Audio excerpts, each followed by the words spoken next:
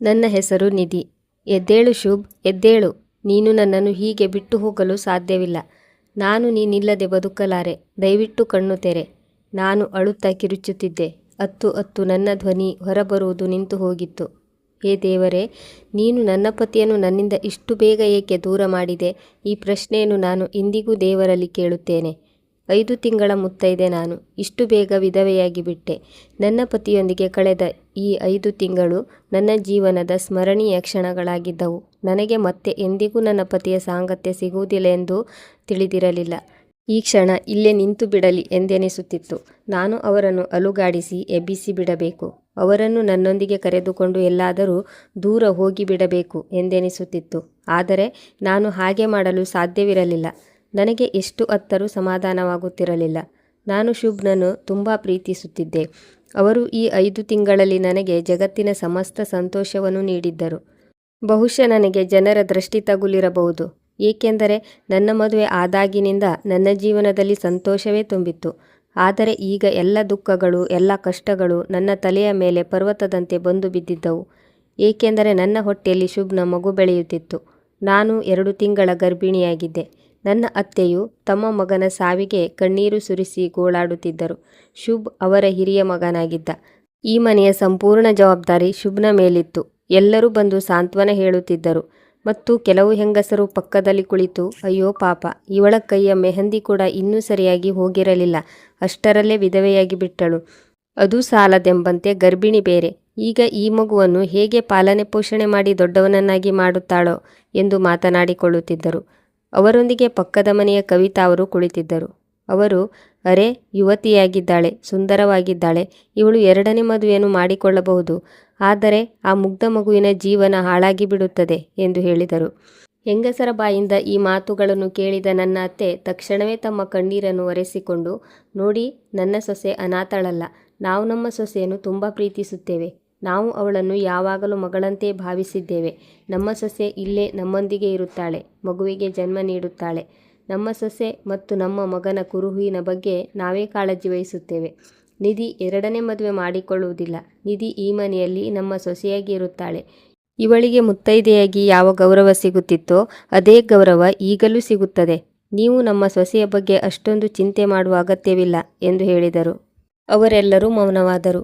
ನನ್ನ ಅತ್ತೆಯ ಈ ಮಾತುಗಳನ್ನು ಕೇಳಿ ನನ್ನ ಹೃದಯದಲ್ಲಿ ಅವರಿಗಿದ್ದ ಸ್ಥಾನ ಇನ್ನೂ ಆಳವಾಯಿತು. ನನ್ನ ಮದುವೆಯಾದ ಮೇಲೆ ಈ ಮನೆಯ ಪ್ರತಿಯೊಬ್ಬ ಸದಸ್ಯರ ನಡವಳಿಕೆಯೂ ನನ್ನೊಂದಿಗೆ ತುಂಬ ಚೆನ್ನಾಗಿತ್ತು. ನಾನು ಎಂದಿಗೂ ಯಾರಲ್ಲೂ ಕೆಟ್ಟದ್ದನ್ನು ನೋಡಿಯೇ ಇರಲಿಲ್ಲ. ನನ್ನ ನಾದಿನಿ ಅಪರೂಪಕ್ಕೊಮ್ಮೆ ನಮ್ಮ ಮನೆಗೆ ಬರುತ್ತಿದ್ದಳು. ಅತ್ತಿಗೆ ಅತ್ತಿಗೆ ಎನ್ನುತ್ತಾ ನನ್ನ ಸುತ್ತಲೂ ತಿರುಗುತ್ತಿದ್ದಳು. ನನ್ನ ಮೈದುನ ಯಾವಾಗಲೂ ನನ್ನನ್ನು ಗೌರವಿಸುತ್ತಿದ್ದ. ನನ್ನ ಪತಿ ನನಗೆ ಅಪಾರ ಪ್ರೀತಿಯನ್ನು ನೀಡಿದ್ದರು. ನನ್ನ ಅತ್ತೆ ನನ್ನನ್ನು ಈ ಮನೆಯ ರಾಣಿಯಂತೆ ಇರಿಸಿಕೊಂಡಿದ್ದರು. ಇಂದು ಕೂಡ ನನ್ನ ಅತ್ತೆ ಆ ಹೆಂಗಸರಿಗೆ ತಕ್ಕ ಉತ್ತರ ನೀಡಿದ್ದರಿಂದ ನನ್ನ ಹೃದಯದಲ್ಲಿ ಅವರಿಗಿದ್ದ ಗೌರವ ಇನ್ನೂ ಹೆಚ್ಚಾಯಿತು. ನನ್ನ ತಾಯಿ ಈ ಲೋಕದಲ್ಲಿ ಇರಲಿಲ್ಲ. ಒಂದು ವೇಳೆ ಆಕೆ ಜೀವಂತವಾಗಿದ್ದರೂ ಕೂಡ ನನಗೆ ಶುಭ್ನ ತಾಯಿಯಷ್ಟು ಪ್ರೀತಿ ಮಾಡುತ್ತಿರಲಿಲ್ಲವೇನೋ. ಅವರು ನನ್ನ ಪಕ್ಕದಲ್ಲೇ ಕುಳಿತು ನನ್ನನ್ನು ತಬ್ಬಿಕೊಂಡು ತುಂಬ ಅತ್ತರು ಮತ್ತು, ಮಗಳೇ, ಎಂದಿಗೂ ನಿನ್ನನ್ನು ನೀನು ಒಂಟಿ ಎಂದು ಭಾವಿಸಬೇಡ, ನಾವೆಲ್ಲರೂ ನಿನ್ನ ಜೊತೆಗಿದ್ದೇವೆ ಎಂದರು. ಶುಭ್ನ ಅಂತಿಮ ಸಂಸ್ಕಾರದ ವಿಧಿವಿಧಾನಗಳು ಮುಗಿದ ನಂತರ ಮನೆಯಲ್ಲಿ ಒಂದು ವಿಚಿತ್ರ ನೀರವತೆ ಆವರಿಸಿತು. ಮನೆಯ ಗೋಡೆಗಳು ನುಂಗಲು ಬರುವಂತೆ ಭಾಸವಾಗುತ್ತಿದ್ದವು. ನಾನು ಮತ್ತು ಶುಭ್ ಪರಸ್ಪರ ನಗು ಖುಷಿಯಿಂದ ಇರುತ್ತಿದ್ದ ಆ ಕೋಣೆ ಈಗ ಬಿಕೋ ಎನ್ನುತ್ತಿತ್ತು. ಹಾಸಿಗೆಯ ಮೇಲ್ಭಾಗದಲ್ಲಿ ನಮ್ಮಿಬ್ಬರ ದೊಡ್ಡ ಭಾವಚಿತ್ರವಿತ್ತು. ಅದರಲ್ಲಿ ನಾವಿಬ್ಬರು ದಂಪತಿಗಳು ವರ ವಧುವಿನ ರೂಪದಲ್ಲಿ ಪರಸ್ಪರ ಕೈ ಹಿಡಿದು ನಿಂತು ಮಂದಹಾಸ ಬೀರುತ್ತಿದ್ದೆವು. ನನ್ನ ಕಣ್ಣುಗಳಲ್ಲಿ ಕಣ್ಣೀರು ಬಂತು. ನಾನು ಒಂದು ಕೈಯನ್ನು ನನ್ನ ಹೊಟ್ಟೆಯ ಮೇಲೆ ಇಟ್ಟುಕೊಂಡು ಯೋಚಿಸಿದೆ, ಶುಭ್, ನೀವು ಇಷ್ಟು ಬೇಗ ಹೋಗಬಾರದಿತ್ತು. ನನ್ನ ಬಗ್ಗೆ ಅಲ್ಲದಿದ್ದರೂ ನಿಮ್ಮ ಹುಟ್ಟಲಿರುವ ಮಗುವಿನ ಬಗ್ಗೆಯಾದರೂ ಕಾಳಜಿ ವಹಿಸಬೇಕಿತ್ತಲ್ಲವೇ? ನಾನು ಇದನ್ನು ಹೇಗೆ ನೋಡಿಕೊಳ್ಳಲಿ? ಈ ಲೋಕಕ್ಕೆ ನೀನು ಬರುವ ಮೊದಲೇ ನಿನ್ನ ತಂದೆ ಹೊರಟು ಹೋದರು ಎಂದು ಇದಕ್ಕೆ ಹೇಗೆ ಹೇಳಲಿ? ಇಷ್ಟು ಹೇಳಿ ನಾನು ಜೋರಾಗಿ ಅತ್ತೆ. ಹಲವು ದಿನಗಳು ಹೀಗೆ ಕಳೆದು ಹೋದವು. ನನ್ನ ಸಹೋದರರು ನನಗೆ ಹಲವು ಬಾರಿ ಫೋನ್ ಮಾಡಿ, ತಂಗಿ, ಮನೆಗೆ ಬಾ, ಅಲ್ಲಿ ಇದ್ದು ಏನು ಮಾಡುತ್ತೀಯಾ? ಇಲ್ಲಿ ನಾವು ನಿನ್ನನ್ನು ಚೆನ್ನಾಗಿ ನೋಡಿಕೊಳ್ಳುತ್ತೇವೆ ಎಂದರು. ಆದರೆ ನನಗೆ ಅಲ್ಲಿಗೆ ಹೋಗಲು ಇಷ್ಟವಿರಲಿಲ್ಲ. ನನ್ನ ಅಣ್ಣ ತಮ್ಮಂದಿರು ನನ್ನನ್ನು ಸಾಕಿ ಸಲಹಿ ದೊಡ್ಡವಳನ್ನಾಗಿ ಮಾಡಿದ್ದರು. ಮೊದಲೇ ನಮ್ಮ 5 ಜನ ಸಹೋದರಿಯರ ದೊಡ್ಡ ಹೊರೆ ಅವರ ಮೇಲಿತ್ತು. ನಾನು ನನ್ನ ಎಲ್ಲ ಸಹೋದರಿಯರಲ್ಲಿ ಅತ್ಯಂತ ಕಿರಿಯವಳಾಗಿದ್ದೆ. ನನ್ನ ಜವಾಬ್ದಾರಿಯಿಂದ ಈಗಷ್ಟೇ ಅವರು ಮುಕ್ತರಾಗಿದ್ದರು. ಈಗ ನಾನು ಮತ್ತೆ ಅವರ ಬಳಿ ಹೋಗಿ ಹೊರೆಯಾಗುವುದೇ? ನನ್ನ 4 ಸಹೋದರಿಯರ ಮದುವೆ ಒಳ್ಳೆಯ ಕುಟುಂಬಗಳಲ್ಲಿ ಆಗಿತ್ತು. ಅವರೆಲ್ಲರೂ ತುಂಬ ಸಂತೋಷವಾಗಿದ್ದರು. ಅವರು ಸಹ ನನಗೆ ಬುದ್ಧಿ ಹೇಳಿದ್ದರು. ನೀನು ಅಲ್ಲಿ ಏನು ಮಾಡುವೆ? ಎಲ್ಲರೂ ನಿನ್ನನ್ನು ವಿಧವೆ ಎಂದು ಕರೆಯುತ್ತಾರೆ. ನಿನಗೆ ಅದು ಸರಿ ಎನಿಸುತ್ತದೆಯೇ? ನೀನು ತವರು ಮನೆಗೆ ಹೋಗುವುದೇ ಒಳ್ಳೆಯದು. ಇಂತಹ ಪರಿಸ್ಥಿತಿಯಲ್ಲಿ ಅಲ್ಲಿ ಎಲ್ಲರೂ ನಿನ್ನನ್ನು ಚೆನ್ನಾಗಿ ನೋಡಿಕೊಳ್ಳುತ್ತಾರೆ ಎಂದರು. ಆದರೆ ನಾನು ಅವರಿಗೂ ನಿರಾಕರಿಸಿದ್ದೆ. ಇದೇ ನನ್ನ ಮನೆ. ಆ ಮನೆಯೊಂದಿಗೆ ನನ್ನ ಸಂಬಂಧ ಕೇವಲ ಅಲ್ಲಿಗೆ ಹೋಗಿ ಸ್ವಲ್ಪ ಸಮಯವಿದ್ದು ಮರಳಿ ಬರುವುದಷ್ಟೇ ಆಗಿತ್ತು. ಶಾಶ್ವತವಾಗಿ ನಾನು ಅಲ್ಲಿಗೆ ಹೋಗಲು ಸಾಧ್ಯವಿರಲಿಲ್ಲ. ಶುಭ್ ಅವರ ಕುಟುಂಬದವರು ನನ್ನನ್ನು ಪ್ರೀತಿಸುತ್ತಿದ್ದರು. ಈ ಮಗುವಿನಿಂದ ಇಡೀ ಕುಟುಂಬ ತುಂಬ ಸಂತೋಷವಾಗಿತ್ತು. ನಾನು ನನ್ನ ತವರು ಮನೆಗೆ ಹೋಗಿ ಇವರ ಸಂತೋಷವನ್ನು ಕಸಿದುಕೊಳ್ಳಲು ಬಯಸಲಿಲ್ಲ. ನಾನು ನನ್ನ ಸಹೋದರಿಯರಿಗೆ ಮತ್ತು ಸಹೋದರರಿಗೆ ಖಡಾಖಂಡಿತವಾಗಿ ನಿರಾಕರಿಸಿದ್ದೆ. ತವರು ಮನೆಗೆ ಬರುವಂತೆ ನನ್ನ ಮೇಲೆ ಒತ್ತಡ ಹೇರಬಾರದು ಎಂದಿದ್ದೆ. ನನಗೆ ಗಂಡನ ಮನೆಯಲ್ಲಿ ಯಾವುದಾದರೂ ತೊಂದರೆ ಇದ್ದಿದ್ದರೆ ನಾನು ಒಮ್ಮೆ ಅಲ್ಲಿಗೆ ಹೋಗುವ ಬಗ್ಗೆ ಯೋಚಿಸಬಹುದಿತ್ತು. ನನ್ನ ಮಗುವಿನ ಪೋಷಣೆ ತವರು ಮನೆಗಿಂತ ಗಂಡನ ಮನೆಯಲ್ಲೇ ಚೆನ್ನಾಗಿ ಆಗುತ್ತದೆ ಎಂದು ನನಗೆ ತಿಳಿದಿತ್ತು. ಆದ್ದರಿಂದ ನಾನು ನನ್ನ ತವರು ಮನೆಗೆ ಹೋಗಲಿಲ್ಲ. ನಂತರ ಅವರು ಸಹ ನನಗೆ ಹೇಳುವುದನ್ನು ಬಿಟ್ಟುಬಿಟ್ಟರು. ಎಲ್ಲರೂ ತಮ್ಮ ತಮ್ಮ ಜೀವನದಲ್ಲಿ ನಿರತರಾದರು. ನನ್ನ ಪ್ರತಿದಿನವೂ ನನ್ನ ಪತಿಯನ್ನು ನೆನಪಿಸಿಕೊಳ್ಳುತ್ತಲೇ ಕಳೆಯುತ್ತಿತ್ತು. ಈ ಮನೆಯಲ್ಲಿ ಮೊದಲು ಇರುತ್ತಿದ್ದ ಆ ಸಂತೋಷಗಳು ಈಗ ಉಳಿದಿರಲಿಲ್ಲ. ನನಗೆ ನೆನಪಿದೆ, ಆ ದಿನ ನಾನು ಶುಭ್ಗೆ ಗರ್ಭಿಣಿಯಾಗಿದ್ದೇನೆಂದು ಹೇಳಿದಾಗ ಅವರು ಸಂತೋಷದಿಂದ ಕುಣಿದಾಡಿದ್ದರು. ಅವರು ಸಂತೋಷದಿಂದ ಕಿರುಚುತ್ತಾ ಮನೆಯಲ್ಲಿ ಎಲ್ಲರಿಗೂ ಈ ಸುದ್ದಿಯನ್ನು ತಿಳಿಸಿದ್ದರು. ನನ್ನ ಅತ್ತೆ ತಕ್ಷಣವೇ ಮನೆಯಲ್ಲಿ ಎಲ್ಲರನ್ನು ಕರೆಸಿ ಹೋಮ ಹವನ ಮಾಡಿಸಿದ್ದರು. ಅಂದಿನಿಂದಲೇ ಅವರು ನನ್ನ ಬಗ್ಗೆ ಇನ್ನೂ ಹೆಚ್ಚಿನ ಕಾಳಜಿ ವಹಿಸಲು ಪ್ರಾರಂಭಿಸಿದ್ದರು. ನಾನು ಮದುವೆಯಾಗಿ ಈ ಮನೆಗೆ ಬಂದಾಗ ನನ್ನ ಅತ್ತೆ ಹೇಳಿದ್ದರು, ನೀನು ನಮ್ಮ ಮಗಳು, ನಾವು ಹೆಣ್ಣು ಮಕ್ಕಳಿಂದ ಕೆಲಸ ಮಾಡಿಸುವುದಿಲ್ಲ ಎಂದಿದ್ದರು. ಅವರೇ ಮನೆಯ ಎಲ್ಲ ಕೆಲಸಗಳನ್ನು ಮಾಡುತ್ತಿದ್ದರು. ನನ್ನ ಮದುವೆಯಾಗಿ 1 ತಿಂಗಳಾಗಿತ್ತು. ಅಂದಿನಿಂದಲೇ ಅವರು ನನ್ನನ್ನು ಕೇಳಲು ಶುರು ಮಾಡಿದ್ದರು. ಮಗಳೇ, ನಮಗೆ ಸಿಹಿ ಸುದ್ದಿ ಯಾವಾಗ ತಿಳಿಸುತ್ತೀಯಾ? ಮದುವೆಯಾಗಿ ಕೇವಲ 1 ತಿಂಗಳಷ್ಟೇ ಆಗಿದೆ. ಆಗಲೇ ಅಮ್ಮ ನಾನು ಗುಡ್ ನ್ಯೂಸ್ ಕೊಡಬೇಕೆಂದು ಬಯಸುತ್ತಿದ್ದಾರಲ್ಲ ಎಂದು ನನಗೆ ಸ್ವಲ್ಪ ಆಶ್ಚರ್ಯವಾಗಿತ್ತು. ನನಗನಿಸಿತು, ನನ್ನ ಅತ್ತೆ ತುಂಬ ಒಳ್ಳೆಯವರಾಗಿರುವುದರಿಂದ ಅವರು ನನಗೆ ಮೊದಲು ನಿಮ್ಮ ದಾಂಪತ್ಯ ಜೀವನವನ್ನು ಎಂಜಾಯ್ ಮಾಡಿ, ಏಕೆಂದರೆ ಮಕ್ಕಳು ಬಂದ ಮೇಲೆ ತಾಯಿಗೆ ತನ್ನ ಜೀವನವನ್ನು ಎಂಜಾಯ್ ಮಾಡಲು ಸಾಧ್ಯವಾಗುವುದಿಲ್ಲ ಎಂದು ಹೇಳುತ್ತಾರೆಂದುಕೊಂಡಿದ್ದೆ. ಆದರೆ ನಂತರ ನನಗೆ ಶುಭ್ ತಿಳಿಸಿದರು, ನಮ್ಮ ಮನೆಯಲ್ಲಿ ಯಾವುದೇ ಪುಟ್ಟ ಮಗುವಿಲ್ಲ. ಮನೆಯಲ್ಲಿ ಎಲ್ಲರಿಗೂ ಸಣ್ಣ ಮಕ್ಕಳು ತುಂಬ ಇಷ್ಟ. ಅದಕ್ಕಾಗಿಯೇ ನೀನು ಯಾವಾಗ ಗುಡ್ ನ್ಯೂಸ್ ಕೊಡುವೆ ಎಂದು ಎಲ್ಲರೂ ಕಾಯುತ್ತಿದ್ದಾರೆ ಎಂದರು. ಅಂದಿನಿಂದಲೇ ನಾನು ಸಹ ಆದಷ್ಟು ಬೇಗ ನನ್ನ ಮಡಿಲು ತುಂಬಲಿ, ಇದರಿಂದ ಈ ಮನೆಯ ಅಂಗಳದಲ್ಲಿ ಕಂದಮ್ಮ ಆಟವಾಡಲಿ ಮತ್ತು ಮನೆಯ ಎಲ್ಲರ ಸಂತೋಷವು ಇಮ್ಮಡಿಯಾಗಲಿ ಎಂದು ದೇವರಲ್ಲಿ ಪ್ರಾರ್ಥನೆ ಮಾಡಲು ಶುರು ಮಾಡಿದೆ. ನನ್ನ ಗರ್ಭಧಾರಣೆಯ ಸುದ್ದಿ ಕೇಳಿ ಮನೆಯ ವಾತಾವರಣವೇ ಸಂಪೂರ್ಣವಾಗಿ ಬದಲಾಗಿ ಹೋಗಿತ್ತು. ನನ್ನ ಅತ್ತೆ ಮೊದಲು ನನ್ನಿಂದ ಯಾವುದೇ ಕೆಲಸ ಮಾಡಿಸುತ್ತಿರಲಿಲ್ಲ. ಇನ್ನು ಗರ್ಭ ನಿಂತ ಮೇಲಂತೂ ನನ್ನ ಕಾಲನ್ನು ನೆಲಕ್ಕಿಡಲು ಅವರು ಬಿಡುತ್ತಿರಲಿಲ್ಲ. ಅದಕ್ಕೆ ನನ್ನ ಜೀವನಕ್ಕೆ ಯಾರದೋ ದೃಷ್ಟಿ ತಗುಲಿ ಬಿಟ್ಟಿತ್ತು. ಆ ದಿನವೂ ತುಂಬ ಭಯಾನಕವಾಗಿತ್ತು. ಅಂದು ಮುಂಜಾನೆ ಶುಭ್ ಖುಷಿಯಾಗಿ ಆಫೀಸ್ಗೆ ಹೊರಟಿದ್ದರು. ಆ ದಿನ ವಿಪರೀತ ಸೆಕೆ ಇತ್ತು. ಹಲವು ದಿನಗಳಿಂದ ಅವರಿಗೆ ನಿಶ್ಶಕ್ತಿ ಇದ್ದ ಕಾರಣದಿಂದ ಅವರು ಆಫೀಸ್ಗೆ ಹೋಗುತ್ತಿರಲಿಲ್ಲ. ಪದೇ ಪದೇ ಅವರ BP ಹೆಚ್ಚಾಗುತ್ತಿತ್ತು. ಆ ದಿನ ಅವರಿಗೆ ಆಫೀಸ್ಗೆ ಹೋಗುವುದು ತುಂಬ ಅಗತ್ಯವಾಗಿತ್ತು, ಏಕೆಂದರೆ ಅವರದ್ದೊಂದು ಪ್ರಮುಖ ಮೀಟಿಂಗ್ ಇತ್ತು ಮತ್ತು ಅವರು ಸಾಕಷ್ಟು ದಿನಗಳಿಂದ ಆಫೀಸ್ಗೂ ಹೋಗಿರಲಿಲ್ಲ. ನಾನು ಅವರಿಗೆ ಹೋಗಬೇಡಿ ಎಂದು ತಡೆದಿದ್ದೆ. ಆಫೀಸ್ಗೆ ಹೋಗಬೇಡಿ, ನಿಮ್ಮ ಮೀಟಿಂಗನ್ನು ಬೇರೆ ಯಾರಾದರೂ ಅಟೆಂಡ್ ಮಾಡುತ್ತಾರೆ ಎಂದಿದ್ದೆ. ಆದರೆ ಅವರು ನಿರಾಕರಿಸಿ, ನನ್ನ ಆರೋಗ್ಯ ಚೆನ್ನಾಗಿದೆ, ನಾನು ಮೀಟಿಂಗ್ ಮುಗಿದ ತಕ್ಷಣವೇ ವಾಪಸ್ ಬಂದು ಬಿಡುತ್ತೇನೆ ಎಂದರು. ಹೋಗುವಾಗ ಅವರು ನನ್ನನ್ನು ಅಪ್ಪಿಕೊಂಡು ನನ್ನ ಹೊಟ್ಟೆಯ ಮೇಲೆ ಕೈಯಿಟ್ಟು ಹೇಳಿದರು, ನಿನ್ನ ಮತ್ತು ಮಗುವಿನ ಕಾಳಜಿ ವಹಿಸು, ವಿಶ್ರಾಂತಿ ತೆಗೆದುಕೋ, ನಾನು ಕೇವಲ 2-3 ಗಂಟೆಗಳಲ್ಲಿ ಬರುತ್ತೇನೆ. ಅದರ ನಂತರ ಅವರು ಜೀವಂತವಾಗಿ ಹಿಂತಿರುಗಲೇ ಇಲ್ಲ. ಅವರಿಗೆ ಹಾರ್ಟ್ ಅಟ್ಯಾಕ್ ಆಗಿದೆ ಎಂದು ಆಫೀಸ್ನಿಂದ ಫೋನ್ ಬಂತು. ಅಂದಿನಿಂದಲೇ ನನ್ನ ಜೀವನದ ಸಡಗರ ಸಂತೋಷ ಮುಗಿಯತೊಡಗಿತು. ನನ್ನ ಅತ್ತೆ ಈಗಲೂ ಹಾಗೇ ಇದ್ದರು. ಮೈದುನ ಈಗಲೂ ನನ್ನನ್ನು ತುಂಬ ಗೌರವಿಸುತ್ತಿದ್ದ ಮತ್ತು ನಾದಿನಿ ಪ್ರತಿವಾರ ಮನೆಗೆ ಬಂದು ನನ್ನ ಯೋಗಕ್ಷೇಮ ನೋಡಿಕೊಳ್ಳುತ್ತಿದ್ದಳು. ಕೊರತೆ ಏನಾದರೂ ಇದ್ದರೆ ಅದು ಕೇವಲ ನನ್ನ ಪತಿ ಜೊತೆಗಿಲ್ಲ ಎನ್ನುವ ಕೊರಗು ಮಾತ್ರ. ನನ್ನ ಅತ್ತೆ ನನಗೆ ತಮ್ಮ ಕೈಯಾರೆ ಹಣ್ಣುಗಳನ್ನು ಕತ್ತರಿಸಿ ಕೊಡುತ್ತಿದ್ದರು. ಮಗಳೇ, ಇದನ್ನು ತಿನ್ನು, ನಿನಗಾಗಿ ಅಲ್ಲದಿದ್ದರೂ ಶುಭ್ ಮತ್ತು ಮಗುವಿಗಾಗಿಯಾದರೂ ತಿನ್ನು, ಈ ಹಣ್ಣುಗಳು ನಿನಗೆ ಶಕ್ತಿಯನ್ನು ಕೊಡುತ್ತವೆ ಎನ್ನುತ್ತಿದ್ದರು. ಆದರೆ ನನಗೆ ಯಾವುದು ಹಿಡಿಸುತ್ತಿರಲಿಲ್ಲ. ನಾನು ಇಡೀ ದಿನ ನನ್ನ ಕೋಣೆಯಲ್ಲೇ ವಿಶ್ರಾಂತಿ ಪಡೆಯುತ್ತಿದ್ದೆ. ನನಗೆ ಏನೇ ಬೇಕಿದ್ದರೂ ನನ್ನ ಅತ್ತೆ ನನ್ನ ಕೋಣೆಗೆ ತಂದು ಕೊಡುತ್ತಿದ್ದರು ಮತ್ತು ನೀನು ವಿಶ್ರಾಂತಿ ತಗೋ, ನಿನ್ನ ಊಟ ತಿಂಡಿಯ ಬಗ್ಗೆ ಗಮನವಿಡು, ನನ್ನ ಮೊಮ್ಮಗುವಿಗೆ ಏನೂ ಆಗಬಾರದು ಎಂದು ಹೇಳುತ್ತಿದ್ದರು. ನನ್ನ ಮೈದುನ ಸ್ವತಃ ನನ್ನನ್ನು ಪ್ರತಿ ವಾರ ಆಸ್ಪತ್ರೆಗೆ ಕರೆದೊಯ್ಯುತ್ತಿದ್ದನು. ಅಲ್ಲಿ ವೈದ್ಯರು ನನ್ನ ತಪಾಸಣೆ ಮಾಡಿದಾಗ ನನ್ನ ಗರ್ಭಧಾರಣೆಯಲ್ಲಿ ಯಾವುದೇ ರೀತಿಯ ತೊಂದರೆ ಇರಲಿಲ್ಲ, ಎಲ್ಲವೂ ಚೆನ್ನಾಗಿತ್ತು. ಆ ದಿನ ಸಂಜೆಯ ಸಮಯದಲ್ಲಿ ನಾನು ನಿದ್ರೆಯಿಂದ ಎದ್ದಾಗ ನನ್ನ ಕೋಣೆಯಲ್ಲಿ ಕುಡಿಯುವ ನೀರು ಇರಲಿಲ್ಲ. ನಾನು ಜಗ್ ತೆಗೆದುಕೊಂಡು ನೀರು ತರಲು ಅಡುಗೆ ಮನೆ ಕಡೆಗೆ ಹೋಗುತ್ತಿದ್ದೆ. ಆಗ ಹಠಾತ್ತಾಗಿ ನನ್ನ ಅತ್ತೆಯ ಕೋಣೆಯ ಪಕ್ಕದಿಂದ ಹಾದು ಹೋಗುವಾಗ ಕೆಲವು ಮಾತುಗಳು ಕೇಳಿಸಿತು. ನಾನು ನಿಂತು ಆ ಮಾತುಗಳನ್ನು ಕೇಳಿಸಿಕೊಳ್ಳಲು ಪ್ರಯತ್ನಿಸಿದೆ. ಅಮ್ಮ ಹೇಳುತ್ತಿದ್ದರು, ಇಷ್ಟೇ ಮಗ ರಾಹುಲ್, ಒಂದು ಬಾರಿ ನಿಧಿಯ ಡೆಲಿವರಿ ಆಗಿಬಿಟ್ಟರೆ ಆಮೇಲೆ ಹಣದ ಯಾವುದೇ ಕೊರತೆ ಇರುವುದಿಲ್ಲ. ನಾನು ಮಾತನಾಡಿದ್ದೇನೆ. ನಂತರ ರಾಹುಲ್ನ ಮೆಲುಧ್ವನಿ ಬಂತು. ಅಮ್ಮ, ನೀವು ದೃಢವಾಗಿದ್ದೀರಲ್ಲವೇ? ಹೌದು ಹೌದು ಮಗನೇ, ನೀನೇಕೆ ಚಿಂತೆ ಮಾಡುತ್ತೀಯಾ? ಅಷ್ಟರಲ್ಲೇ ಬಹುಶಃ ರಾಹುಲ್ನ ಫೋನ್ ರಿಂಗ್ ಆಗತೊಡಗಿತು.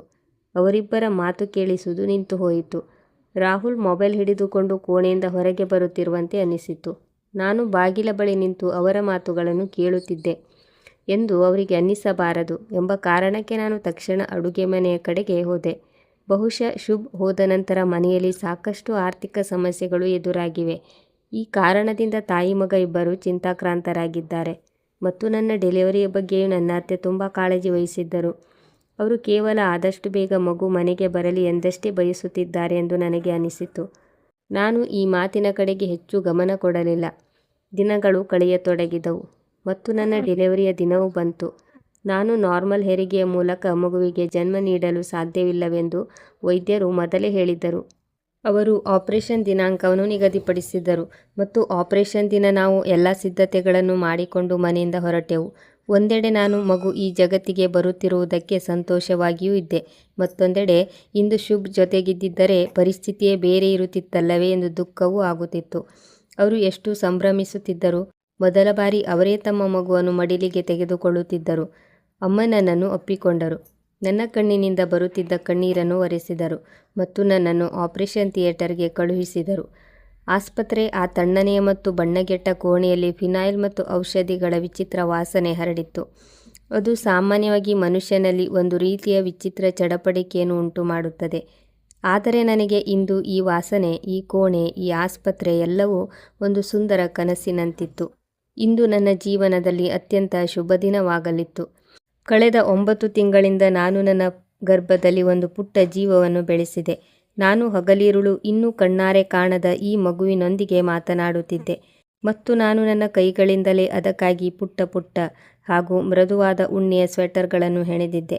ನನ್ನ ಪತಿಯ ಕುರುಹು ಬೇಗನೆ ನನ್ನ ಬಾಹುಗಳಲ್ಲಿ ಬರಲಿ ಎಂದಷ್ಟೇ ನಾನು ಬಯಸಿದ್ದೆ. ನನ್ನ ಅತ್ತೆಯೂ ಸಹ ಮಗುವಿಗಾಗಿ ಸಾಕಷ್ಟು ಶಾಪಿಂಗ್ ಮಾಡಿದ್ದರು, ಏಕೆಂದರೆ ಪ್ರತಿಯೊಬ್ಬರೂ ಅದರ ಆಗಮನಕ್ಕಾಗಿ ಕಾತರದಿಂದ ಕಾಯುತ್ತಿದ್ದರು. ನಾನು ಸಹ ನನ್ನ ಮನಸ್ಸಿನಲ್ಲಿ ಮಗುವಿನ ಮಂದಹಾಸದ ಸಾವಿರಾರು ಚಿತ್ರಗಳನ್ನು ರೂಪಿಸಿಕೊಂಡಿದ್ದೆ ಮತ್ತು ಕೊನೆಗೂ ವೈದ್ಯರ ತಂಡ ಈ ಕೋಣೆಗೆ ಬಂದೇ ಬಿಟ್ಟಿತು. ಈಗ ನನ್ನ ಮಗು ಈ ಲೋಕಕ್ಕೆ ಬರಲಿಕ್ಕಿತ್ತು. ನನ್ನ ಆಪರೇಷನ್ ನಡೆಯುತ್ತಿತ್ತು. ನನ್ನ ದೇಹವನ್ನು ಅಲುಗಾಡಿಸಲು ಸಾಧ್ಯವಾಗುತ್ತಿರಲಿಲ್ಲ.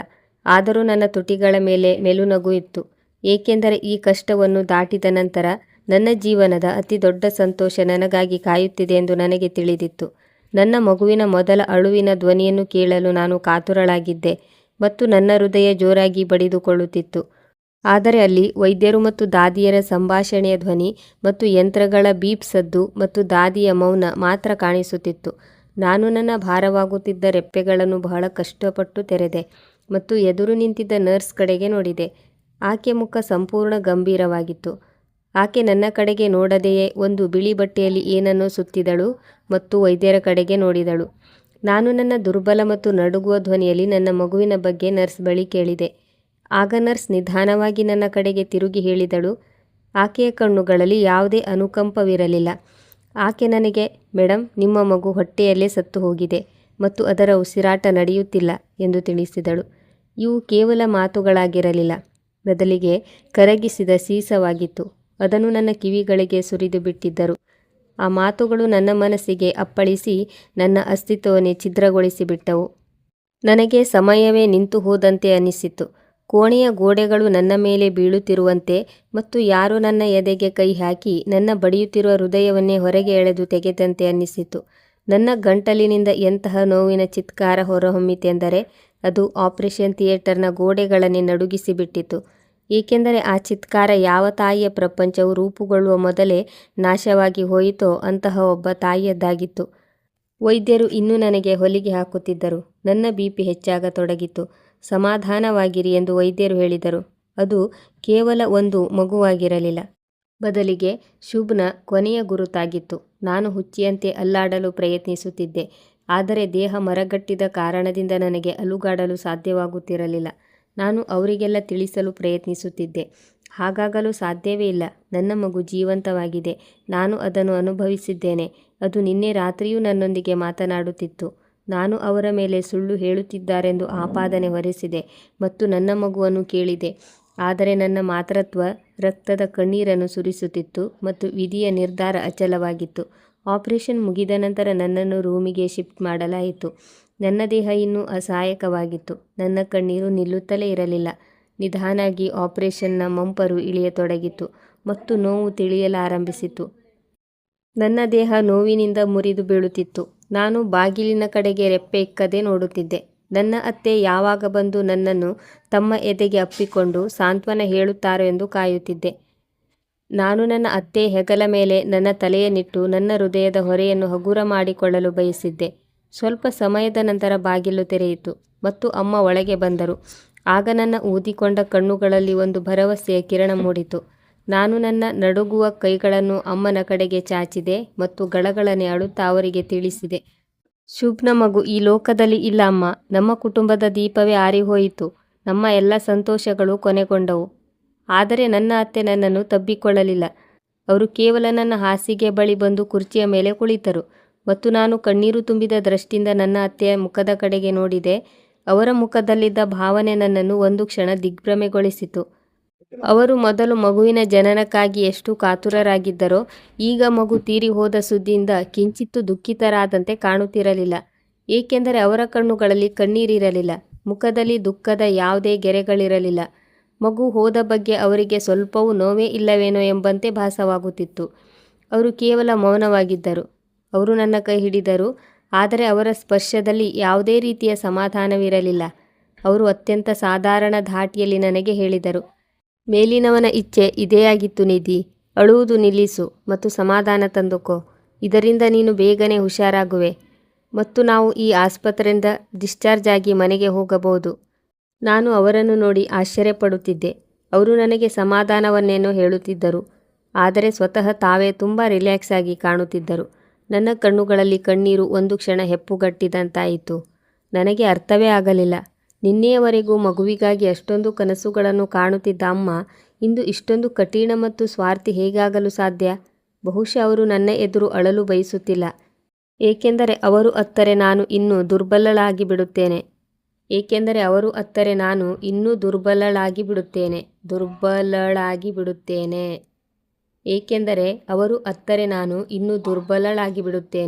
ಬಹುಶಃ ಅವರು ಒಳಗೊಳಗೆ ಒಡೆದು ಹೋಗಿರಬಹುದು, ಏಕೆಂದರೆ ಮೊದಲಿಗೆ ಅವರು ತಮ್ಮ ಮಗನನ್ನು ಕಳೆದುಕೊಂಡರು, ಈಗ ತಮ್ಮ ಮಗನ ಸಂತಾನವನ್ನು ಕಳೆದುಕೊಂಡಿದ್ದರು. ಅದಕ್ಕಾಗಿಯೇ ಅವರು ನನಗೆ ಧೈರ್ಯ ತುಂಬಲು ಗಟ್ಟಿಯಾಗಿರುವಂತೆ ನಟಿಸುತ್ತಿದ್ದಾರೆ ಎಂದುಕೊಂಡೆ. ಆದರೂ ನನ್ನ ಅತ್ತೆ ಮತ್ತು ಮೈದುನನಿಗೆ ಆಸ್ಪತ್ರೆಯಿಂದ ಬೇಗ ಮನೆಗೆ ಹೋಗುವ ತವಕ ಕಾಡುತ್ತಿತ್ತು. ಏಕೆಂದು ತಿಳಿಯದು. ನನ್ನ ಮನಸ್ಸಿನಲ್ಲಿ ವಿಚಿತ್ರ ಅನುಮಾನ ಮೂಡತೊಡಗಿತು. ಆ ರಾತ್ರಿ ನಾನು ಒಂಟಿಯಾಗಿ ನನ್ನ ಕಣ್ಣೀರನ್ನು ನುಂಗಿಕೊಂಡೆ. ನನ್ನ ಹಾಸಿಗೆ ಬಿಕ್ಕಳಿಕೆಗಳಿಂದ ತೊಯ್ದು ಹೋಯಿತು. ಆದರೆ ನನ್ನ ಅತ್ತೆ ಏನೂ ನಡೆದೇ ಇಲ್ಲವೇನೋ ಎಂಬಂತೆ ನೆಮ್ಮದಿಯಿಂದ ಸೋಫಾದ ಮೇಲೆ ಮಲಗಿದ್ದರು. ಮರುದಿನ ಆಸ್ಪತ್ರೆಯ ವಾತಾವರಣ ಎಂದಿನಂತೆಯೇ ಇತ್ತು. ಆದರೆ ನನಗೆ ಪ್ರಪಂಚದ ಪ್ರತಿಯೊಂದು ವಿಷಯವೂ ಅರ್ಥಹೀನವಾಗಿ ಬಿಟ್ಟಿತ್ತು. 3 ದಿನಗಳು ಹೀಗೇ ಸರಿದು ಹೋದವು. ವೈದ್ಯರು ನನ್ನನ್ನು ಡಿಸ್ಚಾರ್ಜ್ ಮಾಡಿದರು.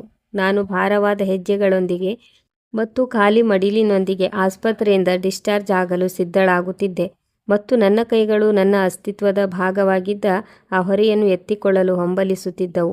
ನಾನು ನನ್ನ ಬ್ಯಾಗಿನಲ್ಲಿ ಆ ಪುಟ್ಟ ಬಟ್ಟೆಗಳು ಮತ್ತು ಪಾದರಕ್ಷೆಗಳನ್ನು ಮರಳಿ ಇಡುತ್ತಿದ್ದಾಗ ನನ್ನ ಹೃದಯ ತೀವ್ರವಾಗಿ ನೋಯುತ್ತಿತ್ತು. ರಾಹುಲ್ ಡಿಸ್ಚಾರ್ಜ್ ಪ್ರಕ್ರಿಯೆ ಮತ್ತು ಬಿಲ್ ಕ್ಲಿಯರ್ ಮಾಡುವ ನೆಪದಲ್ಲಿ ಕೋಣೆಯಿಂದ ಹೊರಗೆ ಹೋಗಿದ್ದನು ಮತ್ತು ನನಗೆ ನನ್ನ ಆರೋಗ್ಯ ಇನ್ನೂ ತುಂಬ ಕೆಟ್ಟದಾಗಿದೆ ಎಂದು ಅನಿಸಿತು. ನಾನು ನರ್ಸ್ ಬಳಿ ನೀರು ಕೇಳುವ ಉದ್ದೇಶದಿಂದ ಮೆಲ್ಲನೆ ಹೆಜ್ಜೆ ಇಡುತ್ತಾ ಕೋಣೆಯಿಂದ ಹೊರಗೆ ಕಾರಿಡಾರ್ಗೆ ಬಂದೆ. ಆ ಕಾರಿಡಾರ್ ನಿರ್ಜನವಾಗಿತ್ತು. ನಾನು ಗೋಡೆಯ ಆಸರೆ ಪಡೆಯುತ್ತಾ ಮುಂದೆ ಸಾಗಿದೆ. ಅಷ್ಟರಲ್ಲಿ ಹಠಾತ್ತಾಗಿ ನನ್ನ ಹೆಜ್ಜೆಗಳು ಅಲ್ಲೇ ನಿಂತು ಹೋದವು. ಏಕೆಂದರೆ ಕಾರಿಡಾರ್ನ ಇನ್ನೊಂದು ಬದಿಯಲ್ಲಿ ಲಿಫ್ಟ್ಗೆ ಹೋಗುವ ದಾರಿಯಲ್ಲಿ ರಾಹುಲ್ ನಿಂತಿದ್ದನು ಮತ್ತು ಅವನ ಜೊತೆ ಅಮ್ಮ ಹಾಗೂ ನನಗೆ ಮಗುವಿನ ಸಾವಿನ ಸುದ್ದಿ ನೀಡಿದ್ದ ಅದೇ ನರ್ಸ್ ನಿಂತಿದ್ದಳು. ನಾನು ಏನೋ ಹೇಳಲು ಮುಂದೆ ಹೋಗಲು ಅನುವಾಗುತ್ತಿದ್ದೆ. ಅಷ್ಟರಲ್ಲಿ ರಾಹುಲ್ ತನ್ನ ಜಾಕೆಟ್ನ ಒಳಗಿನ ಜೇಬಿನಿಂದ ಒಂದು ದಪ್ಪನೆಯ ಕವರನ್ನು ತೆಗೆದು ನರ್ಸ್ ಕೈಗೆ ಕೊಡುತ್ತಿರುವುದನ್ನು ನೋಡಿದೆ. ನನ್ನ ಕಣ್ಣುಗಳು ಆಶ್ಚರ್ಯದಿಂದ ಅರಳಿದವು, ಏಕೆಂದರೆ ಅಷ್ಟು ದೂರದಿಂದಲೂ ಆ ಲಕೋಟೆ ಹಣದಿಂದ ತುಂಬಿದೆ ಎಂದು ನಾನು ಊಹಿಸಬಲ್ಲವಳಾಗಿದ್ದೆ. ನರ್ಸ್ ಆ ಲಕೋಟೆಯನ್ನು ಕೈಯಲ್ಲಿ ಹಿಡಿದಳು, ಅದರ ತೂಕವನ್ನು ಅಂದಾಜಿಸಿದಳು ಮತ್ತು ಆಕೆಯ ಮುಖದಲ್ಲಿ ಒಂದು ರೀತಿಯ ಕುತಂತ್ರದ ನಗು ಮೂಡಿತು. ಅದು ನನ್ನ ಮನಸ್ಸಿನಲ್ಲಿ ಭಯದ ಅಲೆಯೊಂದನ್ನು ಎಬ್ಬಿಸಿತು. ಅಮ್ಮ ಮುಗುಳ್ನಕ್ಕು ನರ್ಸ್ ಕಡೆಗೆ ನೋಡಿ ನಿರಾಳವಾಗಿ ತಲೆಯಾಡಿಸಿದರು. ನಂತರ ಅವರೆಲ್ಲರೂ ಒಳಗೆ ಇನ್ನೊಂದು ಬದಿಗೆ ತಿರುಗಿದರು. ನನ್ನ ಮೆದುಳಿಗೆ ಈ ಪರಿಸ್ಥಿತಿಯನ್ನು ಗ್ರಹಿಸಲು ಸಾಧ್ಯವಾಗಲಿಲ್ಲ. ನಾನು ಯೋಚಿಸತೊಡಗಿದೆ. ಆಸ್ಪತ್ರೆಯ ಬಿಲ್ ಪಾವತಿಸಬೇಕೆಂದರೆ ಅದನ್ನು ಕೌಂಟರ್ನಲ್ಲಿ ನೀಡಲಾಗುತ್ತದೆ, ಅದು ರಸೀದಿಯೊಂದಿಗೆ. ಈ ರಾಹುಲ್ ನರ್ಸ್ಗೆ ಹೀಗೆ ರಹಸ್ಯವಾಗಿ ಇಷ್ಟೊಂದು ಹಣವನ್ನು ಏಕೆ ನೀಡಿದ? ಮತ್ತು ಆ ನರ್ಸ್ ಮುಖದಲ್ಲಿದ್ದ ಆ ನಗುವಿನ ಅರ್ಥವೇನು? ಮೊನ್ನೆಯಷ್ಟೇ ಆಕೆ ಅಷ್ಟೊಂದು ಅನುಕಂಪದ ನಾಟಕವಾಡುತ್ತಿದ್ದಳಲ್ಲವೇ? ನನ್ನ ಮೆದುಳಿನಲ್ಲಿ ಪ್ರಶ್ನೆಗಳ ಬಿರುಗಾಳಿಯೇ ಎದ್ದಿತ್ತು. ಮತ್ತು ಒಬ್ಬ ಹೆಣ್ಣಿನ ಸಿಕ್ಸ್ತ್ ಸೆನ್ಸ್ ಎಂದಿಗೂ ತಪ್ಪಾಗುವುದಿಲ್ಲವಾದ್ದರಿಂದ ನನ್ನ ಸಿಕ್ಸ್ತ್ ಸೆನ್ಸ್ ಆ ಸಮಯದಲ್ಲಿ ಅಪಾಯದ ಗಂಟೆಗಳನ್ನು ಬಾರಿಸುತ್ತಿತ್ತು. ನನ್ನ ಮನಸ್ಸಿನಲ್ಲಿ ಯಾವುದೇ ಗೂಢಚಾರಿಕೆ ಮಾಡುವ ಉದ್ದೇಶವಿರಲಿಲ್ಲ. ನನ್ನ ಅತ್ತೆ ಮತ್ತು ಮೈದುನ ಅಸಲಿಗೆ ನನ್ನಿಂದ ಏನೋ ಮುಚ್ಚಿಡುತ್ತಿದ್ದಾರೆ ಎಂಬುದನ್ನು ತಿಳಿಯುವುದಷ್ಟೇ ನನ್ನ ಬಯಕೆಯಾಗಿತ್ತು. ಯಾವುದಾದರೂ ದೊಡ್ಡ ಮೊತ್ತದ ಬಿಲ್ ಇತ್ತೇ? ಅದರ ಬಗ್ಗೆ ಇವರು ಹೇಳಿ ನನ್ನನ್ನು ಚಿಂತೆಗೀಡು ಮಾಡಲು ಇಷ್ಟಪಡಲಿಲ್ಲವೇ? ಆದರೆ ಆ ನಗು ನನ್ನ ಹೃದಯ ಮತ್ತು ಮನಸ್ಸಿನ ಮೇಲೆ ಸುತ್ತಿಗೆಯಂತೆ ಬಡಿಯುತ್ತಿತ್ತು. ಆದ್ದರಿಂದ ನಾನು ಅಮ್ಮನ ಬಳಿ ಹೋಗಿ ಕೇಳಬೇಕೆಂದು ನಿರ್ಧರಿಸಿದೆ. ನಾನು ಅವರು ಹೋದ ದಿಕ್ಕಿನತ್ತ ವೇಗವಾಗಿ ಹೆಜ್ಜೆ ಹಾಕಿದೆ. ಆದರೆ ಅವರು ಆಸ್ಪತ್ರೆಯ ಮುಖ್ಯ ದ್ವಾರದ ಕಡೆಗೆ ಹೋಗುವ ಬದಲಿಗೆ ಆಸ್ಪತ್ರೆಯ ಹಳೆಯ ಮತ್ತು ನಿರ್ಜನವಾದ ನೆಲಮಾಳಿಗೆ ಕಡೆಗೆ ಹೋಗುವ ದಾರಿಯತ್ತ ತಿರುಗಿದರು. ನಾನು ಅಡಗಿಕೊಳ್ಳುತ್ತಾ ಬಡಿಯುತ್ತಿರುವ ಎದೆಯೊಂದಿಗೆ ನಿಧಾನವಾಗಿ ನನ್ನ ಹೊಟ್ಟೆಯನ್ನು ಹಿಡಿದುಕೊಂಡು ಅವರ ಹಿಂದೆಯೇ ಹೊರಟೆ. ಬೇಸ್ಮೆಂಟ್ನ ಮೆಟ್ಟಿಲುಗಳನ್ನು ಇಳಿಯುತ್ತಿದ್ದಂತೆ ವಾತಾವರಣದಲ್ಲಿ ಚಳಿ ಹೆಚ್ಚಾಗತೊಡಗಿತು ಮತ್ತು ಅಲ್ಲಿನ ಮಂದ ಹಾಗೂ ಹಳದಿ ಮಿನುಗು ಬೆಳಕು ಅತ್ಯಂತ ಭಯಾನಕ ನೋಟವನ್ನು ಸೃಷ್ಟಿಸುತ್ತಿತ್ತು. ಫಿನೈಲ್ ಮತ್ತು ಹಳೆಯ ಔಷಧಿಗಳ ದುರ್ವಾಸನೆ ಎಷ್ಟಿತ್ತೆಂದರೆ ನನ್ನ ಉಸಿರು ಕಟ್ಟುವಂತಾಗುತ್ತಿತ್ತು ಮತ್ತು ನನ್ನ ಹೆಜ್ಜೆಯ ಸಪ್ಪಳವು ನನಗೆ ಒಂದು ಸ್ಫೋಟದಂತೆ ಭಾಸವಾಗುತ್ತಿತ್ತು. ಯಾವುದೇ ಶಬ್ದವಾಗದಿರಲೆಂದು ನಾನು ನನ್ನ ಚಪ್ಪಲಿಗಳನ್ನು ಕಳಚಿಟ್ಟೆ ಮತ್ತು ಬರಿಗಾಲಿನಲ್ಲಿ ಆ ತಣ್ಣನೆಯ ನೆಲದ ಮೇಲೆ ನಡೆಯುತ್ತಾ ಅವರನ್ನು ಹಿಂಬಾಲಿಸತೊಡಗಿದೆ. ಬೇಸ್ಮೆಂಟ್ನ ವರಾಂಡಾ ಸಂಪೂರ್ಣ ಬಿಕೋ ಎನ್ನುತ್ತಿತ್ತು. ಅವರಿಬ್ಬರು ಕಾರಿಡಾರ್ನ ಕೊನೆಯಲ್ಲಿದ್ದ ಒಂದು ಹಳೆಯ ಸ್ಟೋರ್ ರೂಮ್ ರೀತಿಯ ಕೋಣೆಯ ಹೊರಗೆ ನಿಂತರು. ಅವರಿಬ್ಬರು ಯಾರಾದರೂ ತಮ್ಮನ್ನು ನೋಡುತ್ತಿದ್ದಾರೆಯೇ ಎಂದು ಖಚಿತಪಡಿಸಿಕೊಳ್ಳುತ್ತಿರುವಂತೆ ಆಚೀಚೆ ನೋಡಿದರು. ನಂತರ ಅತ್ಯಂತ ಜಾಗರೂಕತೆಯಿಂದ ಬಾಗಿಲು ತೆರೆದು ಒಳಗೆ ಪ್ರವೇಶಿಸಿದರು. ನನ್ನ ಹೃದಯ ಎಷ್ಟೊಂದು ಜೋರಾಗಿ ಬಡಿದುಕೊಳ್ಳುತ್ತಿತ್ತೆಂದರೆ ನನ್ನ ಎದೆಯ ಮೂಳೆಗಳೇ ಮುರಿದು ಹೋಗುತ್ತವೇನೋ ಎಂದೆನಿಸಿತು. ನಾನು ಗೋಡೆಯನ್ನು ಹಿಡಿದುಕೊಂಡು ಸಾಗುತ್ತಾ ಸಂಪೂರ್ಣವಾಗಿ ಮುಚ್ಚಿರದ ಆ ಕೋಣೆಯ ಬಾಗಿಲ ಬಳಿ ತಲುಪಿದೆ. ಬಾಗಿಲ ನಡುವೆ ಒಂದು ಸಣ್ಣ ಸಂದಿ ಉಳಿದುಕೊಂಡಿತ್ತು. ನನ್ನ ಹೃದಯದ ಬಡಿತವನ್ನು ಹತೋಟಿಗೆ ತರಲು ನಾನು ನನ್ನ ನಡುಗುವ ಕೈಯನ್ನು ಎದೆಯ ಮೇಲೆ ಇಟ್ಟುಕೊಂಡೆ ಮತ್ತು ಆ ಸಂದಿಯಿಂದ ನೋಡತೊಡಗಿದೆ. ಆಗ ಆ ಕತ್ತಲೆಯ ಮತ್ತು ನಿರ್ಜನ ಕಾರಿಡಾರ್ನಲ್ಲಿ ಒಂದು ಧ್ವನಿ ಮೊಳಗಿತು. ಅದು ನನ್ನ ಇಡೀ ದೇಹದ ಅಂಗಾಂಗಗಳಲ್ಲಿ ಕರೆಂಟ್ ಹರಿದಂತೆ ಮಾಡಿತು. ಅದು ಮಗುವೊಂದು ಅಳುವ ಧ್ವನಿಯಾಗಿತ್ತು. ಒಂದು ಸಣ್ಣ ಮಗುವಿನ ಅಸಹಾಯಕ ಆದರೆ ಸ್ಪಷ್ಟವಾದ ಧ್ವನಿ. ಈ ಧ್ವನಿಯನ್ನು ಕೇಳುತ್ತಿದ್ದಂತೆಯೇ ನನ್ನ ಎದೆಯಲ್ಲಿ ವಿಚಿತ್ರ ತಲ್ಲಣ ಉಂಟಾಯಿತು ಮತ್ತು ಸತ್ತು ಹೋಗಿದ್ದ ಮಾತೃತ್ವದ ಆ ಭಾವನೆ ತಕ್ಷಣವೇ ಮರುಜೀವ ಪಡೆಯಿತು. ನನ್ನ ಕಣ್ಣುಗಳಿಂದ ನೀರು ಹರಿಯತೊಡಗಿತು. ನನ್ನ ಹೃದಯದಲ್ಲಿ ಒಂದು ವಿಚಿತ್ರ ಅನುಭವವಾಯಿತು. ಪ್ರಕೃತಿಯ ಆ ಅದ್ಭುತ ಅನುಭವ. ಅದು ತಾಯಿ ಮತ್ತು ಮಗುವಿನ ನಡುವೆ ಮಾತ್ರ ಇರುತ್ತದೆ. ಈ ಅನುಭವ ಕಿರುಚಿ ಕಿರುಚಿ ನನಗೆ ಹೇಳುತ್ತಿತ್ತು, ಈ ಧ್ವನಿ ಬೇರೆ ಯಾರದ್ದೂ ಅಲ್ಲ, ನನ್ನದೇ ರಕ್ತದ್ದು, ನನ್ನ ಶುಭ್ನ ಮಗುವಿನದ್ದು ಎಂದು. ನನ್ನ ಕಣ್ಣುಗಳಿಂದ ನಿರಂತರವಾಗಿ ಕಣ್ಣೀರು ಸುರಿಯುತ್ತಿತ್ತು ಮತ್ತು ನನ್ನ ಬಿಕ್ಕಳಿಕೆಯ ಧ್ವನಿ ಒಳಗೆ ಕೇಳಿಸಬಾರದೆಂದು ನಾನು ಬಾಯಿಯ ಮೇಲೆ ಕೈಯಿಟ್ಟುಕೊಂಡೆ. ಕೋಣೆಯೊಳಗೆ ಒಂದು ಮಂದ ಬಲ್ಬ್ ಉರಿಯುತ್ತಿತ್ತು. ಎದುರಿಗೆ ಅಮ್ಮ ಮತ್ತು ರಾಹುಲ್ ನಿಂತಿದ್ದರು. ಅಮ್ಮನೇ ಎದುರಿಗೆ ಒಬ್ಬ ಮಹಿಳೆ ನಿಂತಿದ್ದಳು.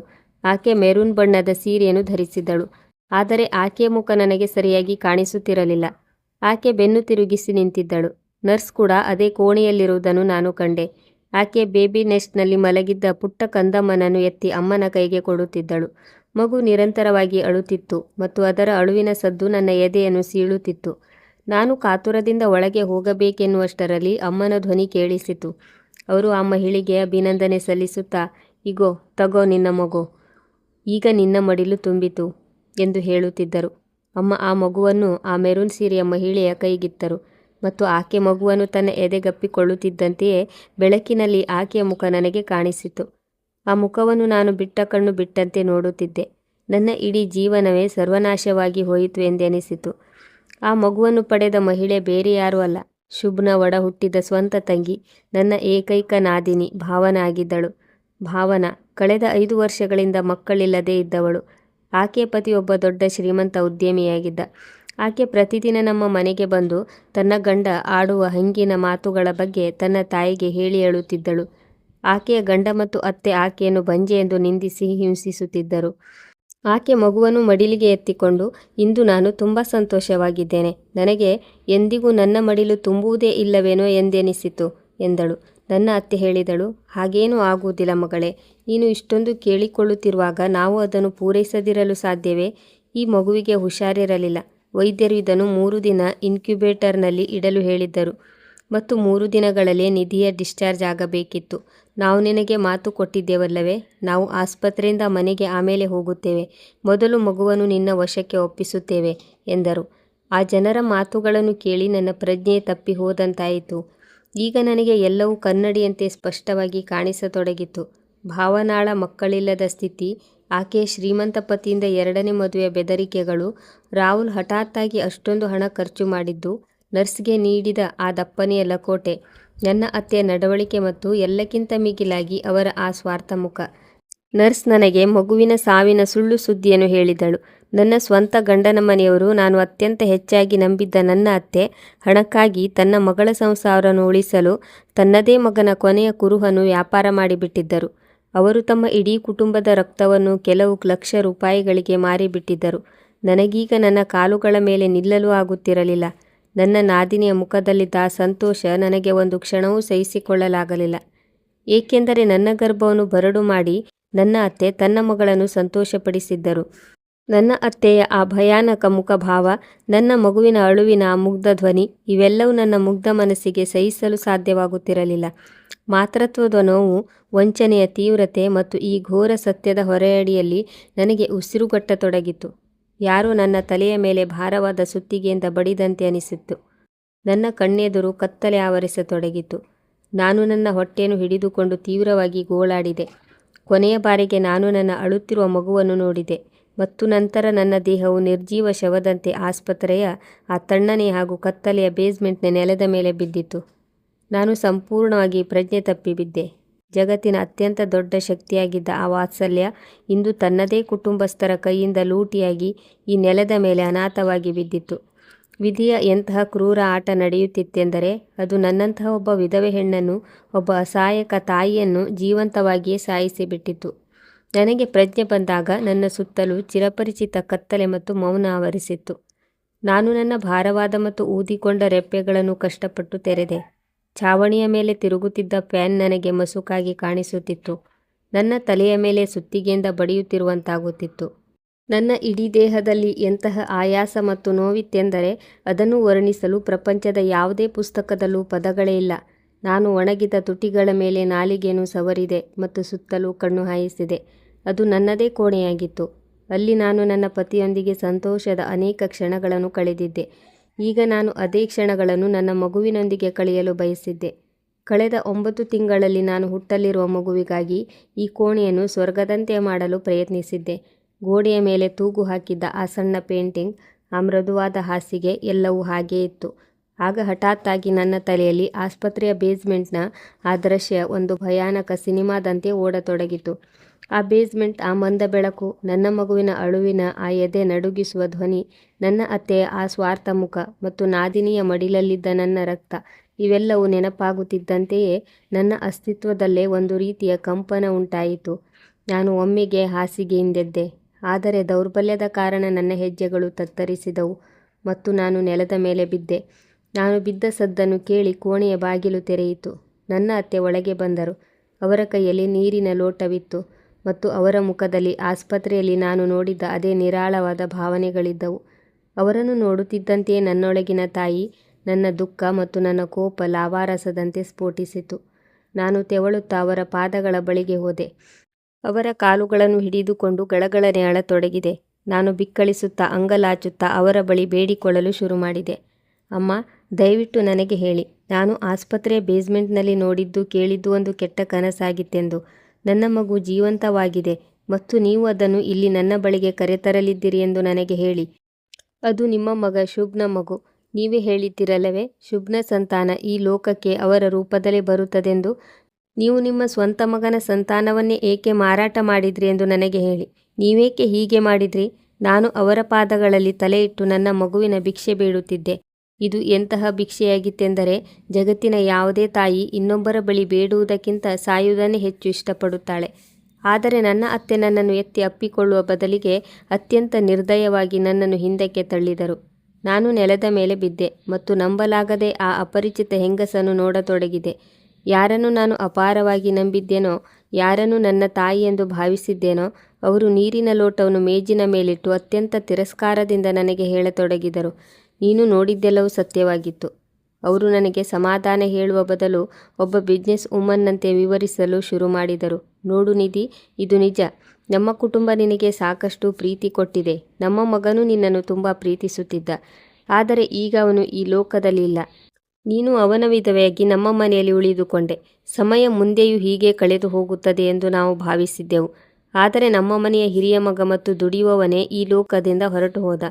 ಮನೆಯ ಎಲ್ಲ ಖರ್ಚುಗಳನ್ನು ಅವನೇ ನೋಡಿಕೊಳ್ಳುತ್ತಿದ್ದನೆಂದು ನಿನಗೆ ಗೊತ್ತು. ಅವನ ಕೆಲಸದಿಂದ ಪ್ರತಿಯೊಬ್ಬರ ಆಸೆಗಳು ಈಡೇರುತ್ತಿದ್ದವು. ಅವನು ತಾನಂತೂ ಹೊರಟು ಹೋದ. ಆದರೆ ನಿನ್ನ ಮತ್ತು ನಿನ್ನ ಹುಟ್ಟಲಿರುವ ಮಗುವಿನ ಜವಾಬ್ದಾರಿಯನ್ನು ನಮಗೆ ಒಪ್ಪಿಸಿ ಹೋದ.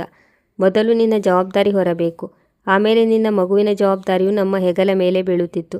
ಅದಕ್ಕಾಗಿಯೇ ನಾನು ಮತ್ತು ರಾಹುಲ್ ನಿನ್ನ ಮಗು ಈ ಜಗತ್ತಿಗೆ ಬಂದ ನಂತರ ಅದನ್ನು ಭಾವನಾಗೆ ಕೊಟ್ಟು ಬಿಡಬೇಕು ಎಂದು ನಿರ್ಧಾರ ಮಾಡಿದೆವು.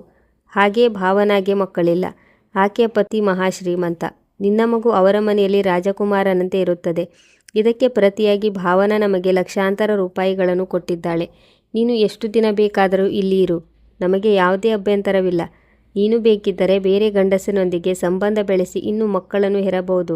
ನಿನ್ನ ಮೂಲಕ ನಾವು ಮಕ್ಕಳಿಲ್ಲದ ಜನರ ಮಡಿಲನ್ನು ತುಂಬಿಸಬಹುದು ಮತ್ತು ನಮ್ಮ ಮುಂದಿನ ಭವಿಷ್ಯಕ್ಕಾಗಿ ಹಣ ಕೂಡಿಡಬಹುದು.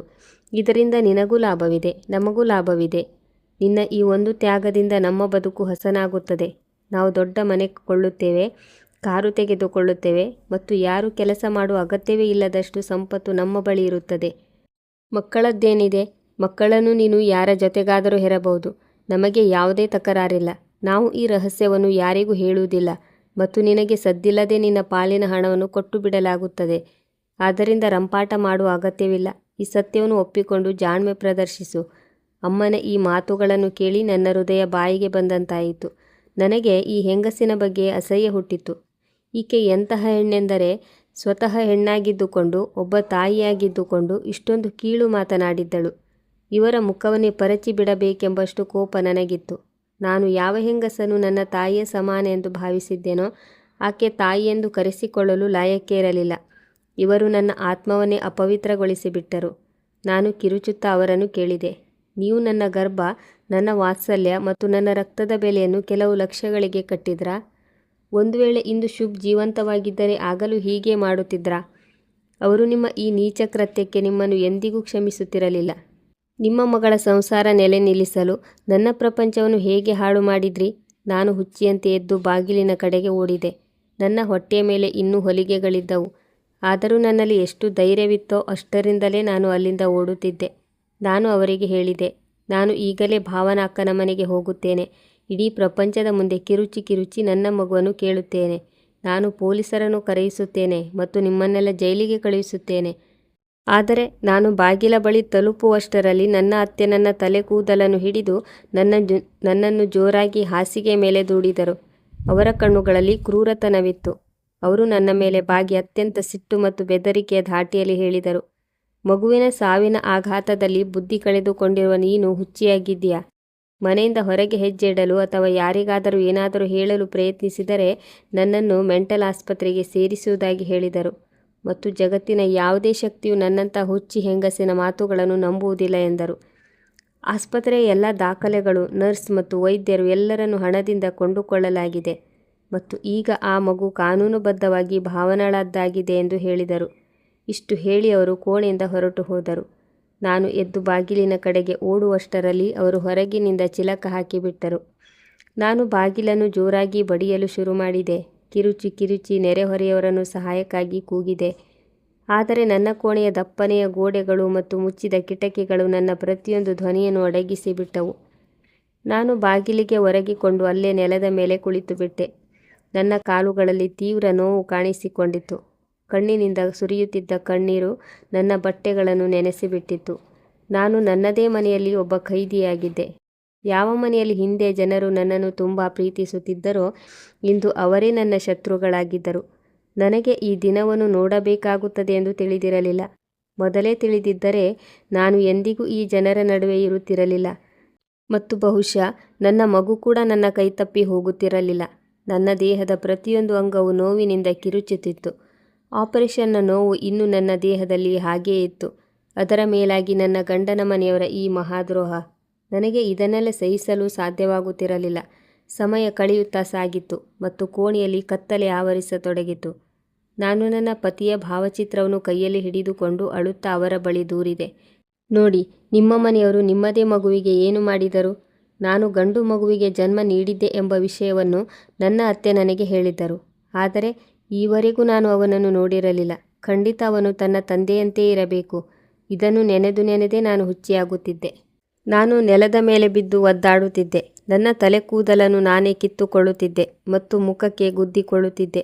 ಬಹುಶಃ ಈ ದೈಹಿಕ ಯಾತನೆ ನನ್ನ ಹೃದಯದ ಯಾತನೆಯನ್ನು ಕಡಿಮೆ ಮಾಡಬಹುದೇನೋ ಎಂದುಕೊಂಡೆ. ಆದರೆ ಮಾತೃತ್ವದ ನೋವು ಜಗತ್ತಿನ ಪ್ರತಿಯೊಂದು ನೋವಿಗಿಂತಲೂ ದೊಡ್ಡದಾಗಿರುತ್ತದೆ.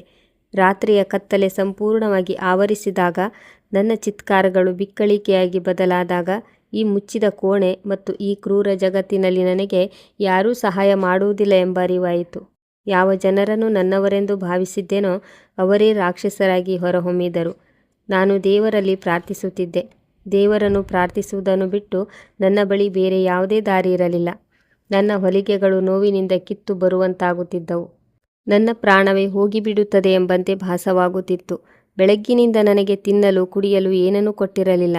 ನನ್ನ ಅತ್ತೆ, ನಾನು ಅವರ ಆಫರ್ ಒಪ್ಪಿಕೊಂಡರೆ ಮಾತ್ರ ನನಗೆ ಈ ಮನೆಯಲ್ಲಿ ಹಿಂದಿನಂತೆಯೇ ಬದುಕು ಸಿಗುತ್ತದೆ. ಇಲ್ಲದಿದ್ದರೆ ಜನರು ನನ್ನನ್ನು ಹೀಗೆ ನರಳಿಸಿ ನರಳಿಸಿ ಸಾಯಿಸುತ್ತಾರೆ ಎಂದು ಹೇಳಿದ್ದರು. ದೇವರೇ, ನೀನೇ ನನಗೆ ಸಹಾಯ ಮಾಡು. ಇವರು ನನ್ನೊಂದಿಗೆ ಏನು ಮಾಡುತ್ತಿದ್ದಾರೆ ಎಂಬುದನ್ನು ನೀನು ನೋಡುತ್ತಿದ್ದೀಯಲ್ಲವೇ? ಈ ಜನರಿಗೆ ಶಿಕ್ಷೆ ಕೊಡು. ಈ ನೋವನ್ನು ನನಗೆ ನನ್ನ ಸ್ವಂತ ಜನರೇ ಕೊಟ್ಟಿದ್ದಾರೆ. ಈ ಜನರನ್ನು ನೀನು ಎಂದಿಗೂ ಕ್ಷಮಿಸಬೇಡ. ನನಗೆ ಯಾವುದೇ ಸಂಪತ್ತು, ಅರಮನೆ, ಯಾವುದೇ ಸಂತೋಷ ಬೇಡ. ನನ್ನಿಂದ ಕಸಿದುಕೊಳ್ಳಲಾದ ನನ್ನ ಕರುಳಿನ ಆ ತುಣುಕನ್ನು ನನಗೆ ಮರಳಿ ಕೊಟ್ಟು ಬಿಡು. ನಾನು ಅಳುತ್ತಾ ಪ್ರಾರ್ಥಿಸುತ್ತಿದ್ದೆ. ನನ್ನ ವಾತ್ಸಲ್ಯ ನನಗೆ ಪದೇ ಪದೇ ನೆನಪಿಸುತ್ತಿತ್ತು. ನಾನು ಅವನಿಗಾಗಿ ಹೇಗೆ ತವಕಿಸುತ್ತಿದ್ದೇನೋ ನನ್ನ ಮಗು ಕೂಡ ನನಗಾಗಿ ಹಾಗೆಯೇ ಪರಿತಪಿಸುತ್ತಿರಬಹುದು. ಅವನ ಹಸಿವು, ಅವನ ಬಾಯಾರಿಕೆ, ಅವನ ಚಡಪಡಿಕೆ ಎಲ್ಲವೂ ನನ್ನಲ್ಲಿ ಒಂದು ರೀತಿಯ ತಲ್ಲಣವನ್ನು ಉಂಟು ಮಾಡುತ್ತಿತ್ತು. ನನಗೆ ನನ್ನ ಮಗು ಸಿಗುವವರೆಗೂ ನಾನು ಹಸಿದು ಬಾಯಾರಿಕೊಂಡೇ ಇರುತ್ತೇನೆ. ನನ್ನ ಜೀವವೇ ಹೋದರೂ ಸರಿ ಎಂದು ನಾನು ದೇವರ ಬಳಿ ಪ್ರತಿಜ್ಞೆ ಮಾಡಿದೆ. ನಾನು ಹೀಗೆ ನನ್ನ ಹೊಟ್ಟೆಯನ್ನು ಹಿಡಿದುಕೊಂಡು ನೆಲದ ಮೇಲೆ ಕುಳಿತು ಅಳುತ್ತಾ ದೇವರನ್ನು ಪ್ರಾರ್ಥಿಸುತ್ತಿದ್ದೆ. ಮಧ್ಯರಾತ್ರಿಯ ಸಮಯವಾಗಿತ್ತು ಮತ್ತು ಮನೆಯಲ್ಲಿ ಸಂಪೂರ್ಣ ನೀರವತೆ ಇತ್ತು. ನನ್ನ ಅತ್ತೆ ಮತ್ತು ಮೈದುನ ತಮ್ಮ ತಮ್ಮ ಕೋಣೆಗಳಲ್ಲಿ ನೆಮ್ಮದಿಯಿಂದ ಮಲಗಿದ್ದರು. ತಾವು ಯಾವ ಹೆಣ್ಣಿನ ಸಂಸಾರವನ್ನು ಹಾಳು ಮಾಡಿದ್ದೆವೋ ಆಕೆ ಎಂತಹ ಯಾತನೆಯನ್ನು ಅನುಭವಿಸುತ್ತಿದ್ದಾಳೆ ಎಂಬ ಅರಿವೇ ಅವರಿಗಿರಲಿಲ್ಲ. ಹಠಾತ್ತಾಗಿ ನನಗೆ ಕೋಣೆಯ ಕಿಟಕಿಯ ಬಳಿ ಒಂದು ಸಣ್ಣ ಸಪ್ಪಳೆ ಕೇಳಿಸಿತು. ಈ ಕಿಟಕಿಯು ಮನೆಯ ಹಿಂಭಾಗದ ಒಂದು ಸಣ್ಣ ಗಲ್ಲಿಗೆ ತೆರೆದುಕೊಳ್ಳುತ್ತಿತ್ತು. ಆ ಸಪ್ಪಳೆ ಎಷ್ಟು ನಿಧಾನವಾಗಿತ್ತೆಂದರೆ ಕೋಣೆಯಲ್ಲಿ ಸಂಪೂರ್ಣ ಮೌನವಿರದಿದ್ದರೆ ಬಹುಶಃ ನನಗೆ ಕೇಳಿಸುತ್ತಲೇ ಇರಲಿಲ್ಲ. ನಾನು ಬೆಚ್ಚಿಬಿದ್ದು ಕಿಟಕಿಯ ಕಡೆಗೆ ನೋಡಿದೆ. ಮೊದಲಿಗೆ ಯಾರಾದರೂ ಕಳ್ಳರೋ ಅಥವಾ ದುಷ್ಟರೋ ಇರಬಹುದೆಂದು ತುಂಬ ಹೆದರಿದೆ. ಆದರೆ ನಂತರ ಕಿಟಕಿಯ ಗಾಜಿನ ಮೇಲೆ ಯಾರೋ ಮತ್ತೊಮ್ಮೆ ಮೆಲ್ಲನೆ ತಟ್ಟಿದರು. ನಾನು ಏಳಲು ಪ್ರಯತ್ನಿಸಿದೆ, ಆದರೆ ನನ್ನ ಕಾಲುಗಳಲ್ಲಿ ಅಷ್ಟು ಶಕ್ತಿ ಇರಲಿಲ್ಲ. ನಾನು ಬಹಳ ಕಷ್ಟಪಟ್ಟು ಗೋಡೆಯ ಆಸರೆ ಪಡೆಯುತ್ತಾ ಕಿಟಕಿಯ ಬಳಿ ತಲುಪಿದೆ ಮತ್ತು ಕಿಟಕಿಯನ್ನು ತೆರೆದೆ. ಗಲ್ಲಿಯ ಕತ್ತಲೆಯಲ್ಲಿ ನನಗೆ ಕಪ್ಪು ದುಪ್ಪಟ್ಟ ಹೊದ್ದುಕೊಂಡಿದ್ದ ಒಬ್ಬರ ಆಕೃತಿ ಕಂಡಿತು. ಆಕೆ ಕಿಟಕಿಯ ಗಾಜಿನ ಹತ್ತಿರ ತನ್ನ ಮುಖವನ್ನು ತಂದಳು ಮತ್ತು ನನ್ನ ಕಿವಿಗೆ ಚಿರಪರಿಚಿತ ಧ್ವನಿಯೊಂದು ಬಿತ್ತು. ಅದರಲ್ಲಿ, ಯಾರೋ ನನ್ನ ಹೆಸರನ್ನು ಕರೆಯುತ್ತಿದ್ದರು. ಆಕೆ ನನ್ನನ್ನು ನಿಧಿ ಮೇಡಮ್ ಎಂದು ಕೂಗುತ್ತಿದ್ದಳು. ನಾನು ಬೇಗನೆ ಕಿಟಕಿಯ ಲಾಕ್ ತೆರೆದು ಗಾಜನ್ನು ಸ್ವಲ್ಪ ಹಿಂದಕ್ಕೆ ಸರಿಸಿದೆ. ಆಗ ಹೊರಗೆ ನಿಂತಿದ್ದ ಹೆಂಗಸಿನ ಮುಖದ ಮೇಲೆ ಬಿದ್ದ ಚಂದ್ರನ ಮಂದ ಬೆಳಕು ನನ್ನನ್ನು ಆಶ್ಚರ್ಯಗೊಳಿಸಿತು. ಆಕೆ ಬೇರೆ ಯಾರೂ ಅಲ್ಲ, ರಾಹುಲ್ನಿಂದ ಹಣ ತುಂಬಿದ ಲಕೋಟೆಯನ್ನು ಪಡೆದುಕೊಂಡಿದ್ದ ಮತ್ತು ನನ್ನ ಮಗು ಸತ್ತು ಹೋಗಿದೆ ಎಂದು ಹೇಳಿದ ಆಸ್ಪತ್ರೆಯ ಅದೇ ನರ್ಸ್ ಆಗಿದ್ದಳು. ಆಕೆಯನ್ನು ನೋಡುತ್ತಿದ್ದಂತೆಯೇ ನನ್ನೊಳಗಿನ ಸಿಟ್ಟು ಲಾವಾರಸದಂತೆ ಉಕ್ಕಿ ಬಂತು. ನಾನು ಆಕೆಗೆ ಶಾಪ ಹಾಕಲು ನಿರ್ಧರಿಸಿದೆ. ನಾನು ಬಾಯಿ ತೆರೆಯುತ್ತಿದ್ದಂತೆಯೇ ಆಕೆ ತಕ್ಷಣವೇ 2 ಕೈಗಳನ್ನು ಮುಗಿದು ಅಳುತ್ತಾ ನನ್ನ ಬಳಿ ಬೇಡಿಕೊಳ್ಳಲಾರಂಭಿಸಿದಳು. ಮೇಡಮ್, ದಯವಿಟ್ಟು ಗಲಾಟೆ ಮಾಡಬೇಡಿ, ನಿಮ್ಮ ಮನೆಯವರು ಎಚ್ಚರಗೊಳ್ಳುತ್ತಾರೆ. ಆಕೆಯ ಕಣ್ಣುಗಳಲ್ಲಿ ಕಣ್ಣೀರಿತ್ತು ಮತ್ತು ಮುಖವು ನಾಚಿಕೆಯಿಂದ ತಗ್ಗಿತು. ಆಕೆ ಬಿಕ್ಕಳಿಸುತ್ತಾ ನನಗೆ ಹೇಳಲು ಶುರು ಮಾಡಿದಳು. ಮೇಡಮ್, ನಾನು ಹಣದ ಆಸೆಗೆ ಬಿದ್ದು ಮಹಾಪಾಪ ಮಾಡಿಬಿಟ್ಟೆ. ನನ್ನ ತಾಯಿ ಆಸ್ಪತ್ರೆಯಲ್ಲಿ ಸಾವು ಬದುಕಿನ ನಡುವೆ ಹೋರಾಡುತ್ತಿದ್ದರು ಮತ್ತು ಅವರ ಆಪರೇಷನ್ಗಾಗಿ ನನಗೆ ಹಣದ ತುರ್ತು ಅಗತ್ಯವಿತ್ತು. ನಿಮ್ಮ ಅತ್ತೆ ಹೀಗೆ ಮಾಡಲು ನನಗೆ ಭಾರಿ ಮೊತ್ತದ ಹಣದ ಆಮಿಷ ಒಡ್ಡಿದ್ದರು. ಅದಕ್ಕಾಗಿಯೇ ನಾನು ನಿಮ್ಮ ಮಡಿಲನ್ನು ಬರಡು ಮಾಡಿಬಿಟ್ಟೆ. ನನ್ನನ್ನು ಕ್ಷಮಿಸಿಬಿಡಿ. ನನ್ನ ತಪ್ಪಾಯಿತು, ಒಪ್ಪಿಕೊಳ್ಳುತ್ತೇನೆ. ಜೀವಂತವಾಗಿರುವ ತಾಯಿಯನ್ನು ಅವಳ ಕರುಳ ಕುಡಿಯಿಂದ ದೂರ ಮಾಡಿದ ಪಾಪಕ್ಕೆ ಆ ದೇವರು ಕೂಡ ನನ್ನನ್ನು ಕ್ಷಮಿಸುವುದಿಲ್ಲ, ಆಕೆ ಅಳುತ್ತಾ ಹೇಳಿದಳು. ನಾನು ಆ ಹಣದಿಂದ ನನ್ನ ತಾಯಿಯ ಚಿಕಿತ್ಸೆಯನ್ನಂತೂ ಪ್ರಾರಂಭಿಸಿದೆ. ಆದರೆ ಯಾವಾಗ ನಾನು ಆಸ್ಪತ್ರೆಯಿಂದ ಮನೆಗೆ ಹೋದೆನೋ ಅಂದಿನಿಂದ ನನಗೆ ಒಂದು ಕ್ಷಣವೂ ನೆಮ್ಮದಿ ಸಿಗುತ್ತಿಲ್ಲ. ಆಸ್ಪತ್ರೆಯಲ್ಲಿ ನಿಮ್ಮ ಅಳು, ನಿಮ್ಮ ಆ ನೋವಿನ ಚಿತ್ಕಾರಗಳು ಎಲ್ಲವೂ ನನ್ನ ಕಿವಿಯಲ್ಲಿ ಮೊಳಗುತ್ತಿವೆ. ನೀವು ನಮ್ಮ ಮಾತುಗಳನ್ನು ಕೇಳಿಸಿಕೊಂಡಿದ್ದನ್ನು ನಾನು ನೋಡಿದ್ದೆ. ಬೇಸ್ಮೆಂಟ್ನಲ್ಲಿ ನೀವು ಪ್ರಜ್ಞೆ ತಪ್ಪಿ ಬಿದ್ದಿದ್ರಿ. ಆ ಎಲ್ಲ ದೃಶ್ಯಗಳು ನನ್ನ ತಲೆಯಲ್ಲಿ ಅಚ್ಚೊತ್ತಿ ಹೋಗಿವೆ. ನಾನು ರಾತ್ರಿ ಕಣ್ಣು ಮುಚ್ಚಲು ಪ್ರಯತ್ನಿಸಿದಾಗಲೆಲ್ಲ ನಿಮ್ಮ ಮಗುವನ್ನು ಕಿತ್ತುಕೊಂಡು ನಾನು ಮಹಾಪರಾಧ ಮಾಡಿಬಿಟ್ಟೆ. ನನಗೆ ತುಂಬ ಕೆಟ್ಟದಾಗುತ್ತದೆ ಎಂದೆನಿಸುತ್ತದೆ. ನನಗೆ ಕೆಟ್ಟ ಕೆಟ್ಟ ಕನಸುಗಳು ಬೀಳುತ್ತಿವೆ. ನಾನು ನಿಮ್ಮ ಮಗುವಿನ ವ್ಯಾಪಾರ ಮಾಡಿದ ದಿನದಿಂದಲೇ ನನ್ನ ಹೃದಯಕ್ಕೆ ಒಂದು ಕ್ಷಣವೂ ಶಾಂತಿ ಸಿಗುತ್ತಿಲ್ಲ. ನೋಡಿ ಮೇಡಮ್, ಒಬ್ಬ ಹೆಣ್ಣಾಗಿ ನಿಮ್ಮ ನೋವನ್ನು ನಾನು ಚೆನ್ನಾಗಿ ಅರ್ಥ ಮಾಡಿಕೊಳ್ಳಬಲ್ಲೆ. ನನ್ನ ಎಚ್ಚೆತ್ತ ಆತ್ಮಸಾಕ್ಷಿ ನನಗೆ ನೆಮ್ಮದಿಯಿಂದಿರಲು ಬಿಡುತ್ತಿಲ್ಲ. ಈ ಮನೆಯಲ್ಲಿ ನಿಮ್ಮೊಂದಿಗೆ ಏನು ನಡೆಯುತ್ತಿದೆ ಎಂಬುದು ನನಗೆ ಗೊತ್ತು. ಏಕೆಂದರೆ ನಿಮ್ಮ ಅತ್ತೆ ಮತ್ತು ನಿಮ್ಮ ಮೈದುನ ಆಸ್ಪತ್ರೆಯಲ್ಲೇ ಯೋಜನೆ ಹಾಕತೊಡಗಿದ್ದರು. ನೀವು ಅವರ ಈ ಹೊಸ ದಂಧೆಗೆ ಒಪ್ಪಿಕೊಂಡರೆ ಅವರು ನಿಮಗೆ ಏನೂ ಮಾಡುವುದಿಲ್ಲ. ಒಂದು ವೇಳೆ ಒಪ್ಪಿಕೊಳ್ಳದಿದ್ದರೆ ನಿಮ್ಮ ಬದುಕನ್ನೇ ನರಕವಾಗಿಸುತ್ತಾರೆ. ನಿಮ್ಮ ಮಾತನ್ನು ಯಾರು ನಂಬದಂತೆ ಅವರು ನಿಮ್ಮನ್ನು ಹುಚ್ಚಿ ಎಂದು ಸಾಬೀತುಪಡಿಸುತ್ತಾರೆ. ನರ್ಸ್ ತನ್ನ ಕಣ್ಣೀರನ್ನು ಒರೆಸಿಕೊಳ್ಳುತ್ತಾ ಅತ್ಯಂತ ದೃಢವಾದ ಧಾಟಿಯಲ್ಲಿ ಹೇಳಿದಳು.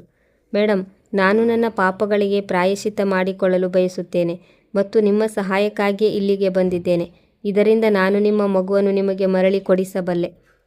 ಆಕೆಯ ಮಾತುಗಳನ್ನು ಕೇಳಿ ನಾನು ದಂಗಾಗಿ ಹೋದೆ. ಏಕೆಂದರೆ ನನಗೆ ನಂಬಲು ಸಾಧ್ಯವಾಗುತ್ತಿರಲಿಲ್ಲ. ನಾನು ದೇವರ ಬಳಿ ಅತ್ತು ಪ್ರಾರ್ಥಿಸುತ್ತಿದ್ದೆ. ಅವನು ಇಷ್ಟು ಬೇಗ ನನ್ನ ಪ್ರಾರ್ಥನೆಯನ್ನು ಕೇಳಿಸಿಕೊಂಡು ಬಿಟ್ಟನೆ ಮತ್ತು ನನ್ನ ಶತ್ರುವನ್ನೇ ನನ್ನ ಹಿತೈಷಿಯನ್ನಾಗಿ ಮಾಡಿ ನನ್ನ ಬಾಗಿಲಿಗೆ ಕಳುಹಿಸಿಕೊಟ್ಟನೆ. ನಾನು ಅಳುತ್ತಾ ಆಕೆಯ ಕೈ ಹಿಡಿದುಕೊಂಡು, ನಾವು ಈಗೇನು ಮಾಡಬಹುದು, ಏಕೆಂದರೆ ನಾನಂತೂ ಈ ಕೋಣೆಯಲ್ಲಿ ಬಂದಿಯಾಗಿದ್ದೇನೆ ಮತ್ತು ನನ್ನ ಅತ್ತೆ ನನ್ನನ್ನು ಹೊರಗೆ ಬಿಡುವುದಿಲ್ಲ ಎಂದು ಹೇಳಿದೆ. ನರ್ಸ್ ನನಗೆ ತಿಳಿಸಿದಳು. ನಾನು ನಿಮ್ಮ ನಾದಿನಿ ನಿಮ್ಮ ಅತ್ತೆಯೊಂದಿಗೆ ಮಾತನಾಡುತ್ತಿದ್ದುದನ್ನು ಕೇಳಿಸಿಕೊಂಡಿದ್ದೆ. 2-3 ದಿನಗಳ ನಂತರ ಮಗುವಿನ ನಾಮಕರಣಕ್ಕಾಗಿ ಮನೆಯಲ್ಲಿ ಭಾರಿ ದೊಡ್ಡ ಪೂಜೆ ಹಮ್ಮಿಕೊಳ್ಳಲಿದ್ದಾರೆ ಮತ್ತು ಒಂದು ಸಮಾರಂಭವೂ ನಡೆಯಲಿದೆ. ಅದರಲ್ಲಿ ಸಾಕಷ್ಟು ಅತಿಥಿಗಳು ಮತ್ತು ಗಣ್ಯ ವ್ಯಕ್ತಿಗಳು ಭಾಗವಹಿಸಲಿದ್ದಾರೆ ಎಂದು ಆಕೆ ಹೇಳುತ್ತಿದ್ದಳು. ಹೇಗಾದರೂ ಮಾಡಿ ನನ್ನನ್ನು ಈ ಸೆರೆಯಿಂದ ಬಿಡಿಸಿ ಎಲ್ಲರ ಎದುರು ನನ್ನ ಹಕ್ಕನ್ನು ಕೇಳಬಹುದಾದ ಆ ಸಮಾರಂಭಕ್ಕೆ ಕರೆದೊಯ್ಯುವುದಾಗಿ ನರ್ಸ್ ನನಗೆ ಭರವಸೆ ನೀಡಿದಳು.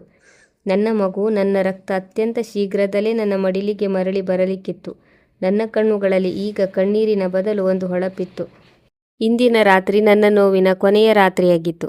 ನಾನು ಹಾಸಿಗೆ ಮೇಲೆ ಮಲಗಿ ಕಣ್ಣುಗಳನ್ನು ಮುಚ್ಚಿಕೊಂಡೆ ಮತ್ತು ನನ್ನ ಮಗುವಿನ ಮುಖವನ್ನು ನೆನೆದು ಮುಗುಳ್ನಗತೊಡಗಿದೆ. ಅಂತಹದ್ದೊಂದು ನಗು, ಅದರಲ್ಲಿ ಜಗತ್ತಿನ ಸಮಸ್ತ ನೋವು ಮತ್ತು ಜಗತ್ತಿನ ಸಮಸ್ತ ಭರವಸೆಯೂ ಅಡಗಿತ್ತು. ಕೋಣೆಯ ಗೋಡೆಗಳು ಈಗ ನನ್ನನ್ನು ದುರ್ಬಲಗೊಳಿಸುತ್ತಿರಲಿಲ್ಲ, ಬದಲಿಗೆ ನನ್ನೊಳಗಿನ ತಾಯಿಯನ್ನು ಇನ್ನಷ್ಟು ಬಲಶಾಲಿಯನ್ನಾಗಿ ಮಾಡುತ್ತಿದ್ದವು. ಸತ್ಯದ ದಾರಿ ಕಷ್ಟಕರವಾಗಿರುವುದು ನಿಜ, ಆದರೆ ಅದರ ಗಮ್ಯಸ್ಥಾನ ಯಾವಾಗಲೂ ವಿಜಯದ ಮೇಲೆಯೇ ನಿಂತಿರುತ್ತದೆ ಎಂದು ನನಗೆ ತಿಳಿದಿತ್ತು. ನಾನು ಮಾನಸಿಕವಾಗಿ ನನ್ನ ಮುಂದೆ ಬರಲಿದ್ದ ಅತಿ ದೊಡ್ಡ ಬಿರುಗಾಳಿಗೆ ನನ್ನನ್ನು ಸಿದ್ಧಪಡಿಸಿಕೊಂಡಿದ್ದೆ. ಇದರಲ್ಲಿ ಒಂದು, ನನಗೆ ನನ್ನ ಮಗು ಸಿಗಬೇಕು, ಇಲ್ಲವೇ ಇದೇ ಪ್ರಯತ್ನದಲ್ಲಿ ನಾನು ನನ್ನ ಪ್ರಾಣವನ್ನೇ ಬಿಡಬೇಕು. ಏಕೆಂದರೆ ಒಬ್ಬ ತಾಯಿ ತನ್ನ ಮಗುವಿಲ್ಲದೆ ಬದುಕಿರುವುದು ಸಾವಿಗಿಂತಲೂ ಹೆಚ್ಚೇನೂ ಅಲ್ಲ. ನಾನು ನಾಳಿನ ಮುಂಜಾನೆಗಾಗಿ ಕಾತುರದಿಂದ ಕಾಯತೊಡಗಿದೆ. ನನ್ನ ಮಗು ನನ್ನ ಬಾಹುಗಳಿಗೆ ಮರಳಿ ಬರಲಿತ್ತು. ನಾನು ನನ್ನ ಖಾಲಿ ಮಡಿಲಿನ ಮೇಲೆ ಕೈಯಿಟ್ಟು ನನ್ನಷ್ಟಕ್ಕೆ ನಾನೇ ಮೆಲ್ಲಗೆ ಹೇಳಿಕೊಂಡೆ, ನಾನು ಬರುತ್ತಿದ್ದೇನೆ ನನ್ನ ಕಂದ. ನಿನ್ನ ತಾಯಿ ಬರುತ್ತಿದ್ದಾಳೆ, ನಿನ್ನನ್ನು ಆ ದುಷ್ಟರ ಹಿಡಿತದಿಂದ ಮುಕ್ತಗೊಳಿಸಲು. ಜಗತ್ತಿನ ಯಾವುದೇ ಶಕ್ತಿಯೂ ಇನ್ನೂ ನಮ್ಮನ್ನು ಪರಸ್ಪರ ಬೇರ್ಪಡಿಸಲು ಸಾಧ್ಯವಿಲ್ಲ. ನಾನು ನಿರಾಳವಾಗಿ ದೀರ್ಘ ಉಸಿರೆಳೆದುಕೊಂಡೆ ಮತ್ತು ರಾತ್ರಿಯ ಕತ್ತಲೆಯಲ್ಲಿ ಮುಂಜಾನೆಯ ಮೊದಲ ಕಿರಣಕ್ಕಾಗಿ ಕಾಯತೊಡಗಿದೆ. ಸೊಂಟ ನೋಯುತ್ತಿತ್ತು, ಇಡೀ ದೇಹ ಹೈರಾಣಾಗಿತ್ತು, ಹೊಟ್ಟೆ ಆಪರೇಷನ್ ಹೊಲಿಗೆಗಳಿಂದ ಗಾಯಗೊಂಡಿತ್ತು. ಆದರೂ ನನ್ನ ಮಗುವನ್ನು ಪಡೆದೇ ತೀರುತ್ತೇನೆಂದು ಮನಸ್ಸಿನಲ್ಲಿ ಒಂದು ಅಚಲ ನಿರ್ಧಾರವಿತ್ತು. ಮರುದಿನದ ಸೂರ್ಯ ತನ್ನ ಬೆಳಕಿನೊಂದಿಗೆ ಪ್ರಕಾಶಮಾನವಾಗಿ ಮೂಡಿದ್ದನು. ನರ್ಸ್ ಹೇಳಿದ ಪ್ರಕಾರ ನಾನು ನನ್ನ ಅತ್ತೆಯ ಎದುರು ನನ್ನ ಮಾನಸಿಕ ಸಮತೋಲನ ಕಳೆದುಕೊಂಡಿದ್ದೇನೆ ಮತ್ತು ಈಗ ನನ್ನಲ್ಲಿ ಈ ದೌರ್ಜನ್ಯವನ್ನು ಸಹಿಸಿಕೊಳ್ಳುವ ಶಕ್ತಿ ಉಳಿದಿಲ್ಲ ಎಂಬಂತೆ ನಟಿಸಬೇಕಿತ್ತು. ಸ್ವಲ್ಪ ಸಮಯದ ನಂತರ ಕೋಣೆಯ ಬಾಗಿಲು ತೆರೆಯಿತು. ನನ್ನ ಅತ್ತೆ ಒಳಗೆ ಬಂದರು. ನಾನು ಅವರನ್ನು ನೋಡಿ ಯಾವುದೋ ತೀವ್ರ ಆಘಾತದಲ್ಲಿದ್ದೇನೆ ಮತ್ತು ನನಗೆ ಸುತ್ತಮುತ್ತಲಿನ ವಾತಾವರಣದ ಯಾವುದೇ ಪ್ರಜ್ಞೆ ಇಲ್ಲ ಎಂಬಂತೆ ವರ್ತಿಸಿದೆ. ನನ್ನ ಅತ್ತೆ ಬೆಲೆಬಾಳುವ ಬಟ್ಟೆಗಳನ್ನು ಧರಿಸಿದ್ದರು ಮತ್ತು ಅವರ ಮುಖದಲ್ಲಿ ಒಂದು ಹೊಳಪಿತ್ತು. ಅದು ನನ್ನ ಮಗುವಿನ ವ್ಯಾಪಾರ ಮಾಡಿ ಗಳಿಸಿದ ಆ ಹಣದಿಂದ ಬಂದಿತ್ತು. ಅವರು ತಿರಸ್ಕಾರ ತುಂಬಿದ ಕಣ್ಣುಗಳಿಂದ ನನ್ನ ಕಡೆಗೆ ನೋಡಿ ಅತ್ಯಂತ ತಣ್ಣನೆಯ ಧಾಟಿಯಲ್ಲಿ ಹೇಳಿದರು, ನಾವು ಭಾವನಾಳ ಮನೆಗೆ ಹೋಗುತ್ತಿದ್ದೇವೆ. ಇಂದು ಅವಳ ಮಗುವಿನ ನಾಮಕರಣವಿದೆ. ಆದ್ದರಿಂದ ಮೌನವಾಗಿ ಇದೇ ಕೋಣೆಯಲ್ಲಿ ಬಿದ್ದಿರು ಮತ್ತು ಯಾವುದೇ ರಂಪಾಟ ಮಾಡಲು ಪ್ರಯತ್ನಿಸಬೇಡ. ಇಲ್ಲದಿದ್ದರೆ ನಿನ್ನನ್ನು ನೇರವಾಗಿ ಮೆಂಟಲ್ ಆಸ್ಪತ್ರೆಗೆ ಅಡ್ಮಿಟ್ ಮಾಡಿಸಿಬಿಡುತ್ತೇವೆ. ನಾನು ಯಾವುದೇ ಉತ್ತರ ನೀಡಲಿಲ್ಲ ಮತ್ತು ಕೇವಲ ಶೂನ್ಯ ದೃಷ್ಟಿಯಿಂದ ನೆಲವನ್ನು ದಿಟ್ಟಿಸುತ್ತಿದ್ದೆ. ನನ್ನ ಅಂತಹ ನಟನೆಯಿಂದ ಅವರಿಗೆ ನನ್ನ ಧೈರ್ಯ ಕುಗ್ಗಿ ಹೋಗಿದೆ ಮತ್ತು ನಾನು ನಿಜವಾಗಿಯೂ ಹುಚ್ಚುತನದ ಹಂತದಲ್ಲಿದ್ದೇನೆ ಎಂಬ ನಂಬಿಕೆ ಬಂತು. ಅವರು ನಿರಾಳವಾಗಿ ಮುಗುಳ್ನಕ್ಕು ಕೋಣೆಯಿಂದ ಹೊರಬಂದು ಬಾಗಿಲಿಗೆ ಹೊರಗಿನಿಂದ ಬೀಗ ಹಾಕಿದರು. ಅವರ ಹೆಜ್ಜೆಯ ಸದ್ದು ದೂರ ಸರಿದಂತೆಲ್ಲ ನನ್ನೊಳಗಿನ ಆ ಸತ್ತು ಹೋಗಿದ್ದ ತಾಯಿ ಒಮ್ಮೆಗೆ ಎದ್ದು ಜೀವಂತವಾದಳು.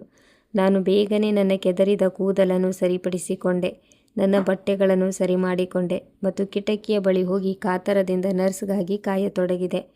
ನನ್ನ ಹೃದಯ ಎಷ್ಟು ವೇಗವಾಗಿ ಬಡಿಯುತ್ತಿತ್ತೆಂದರೆ ನನ್ನ ಎದೆ ಸೀಳಿ ಹೋಗುವಂತೆ ಭಾಸವಾಗುತ್ತಿತ್ತು.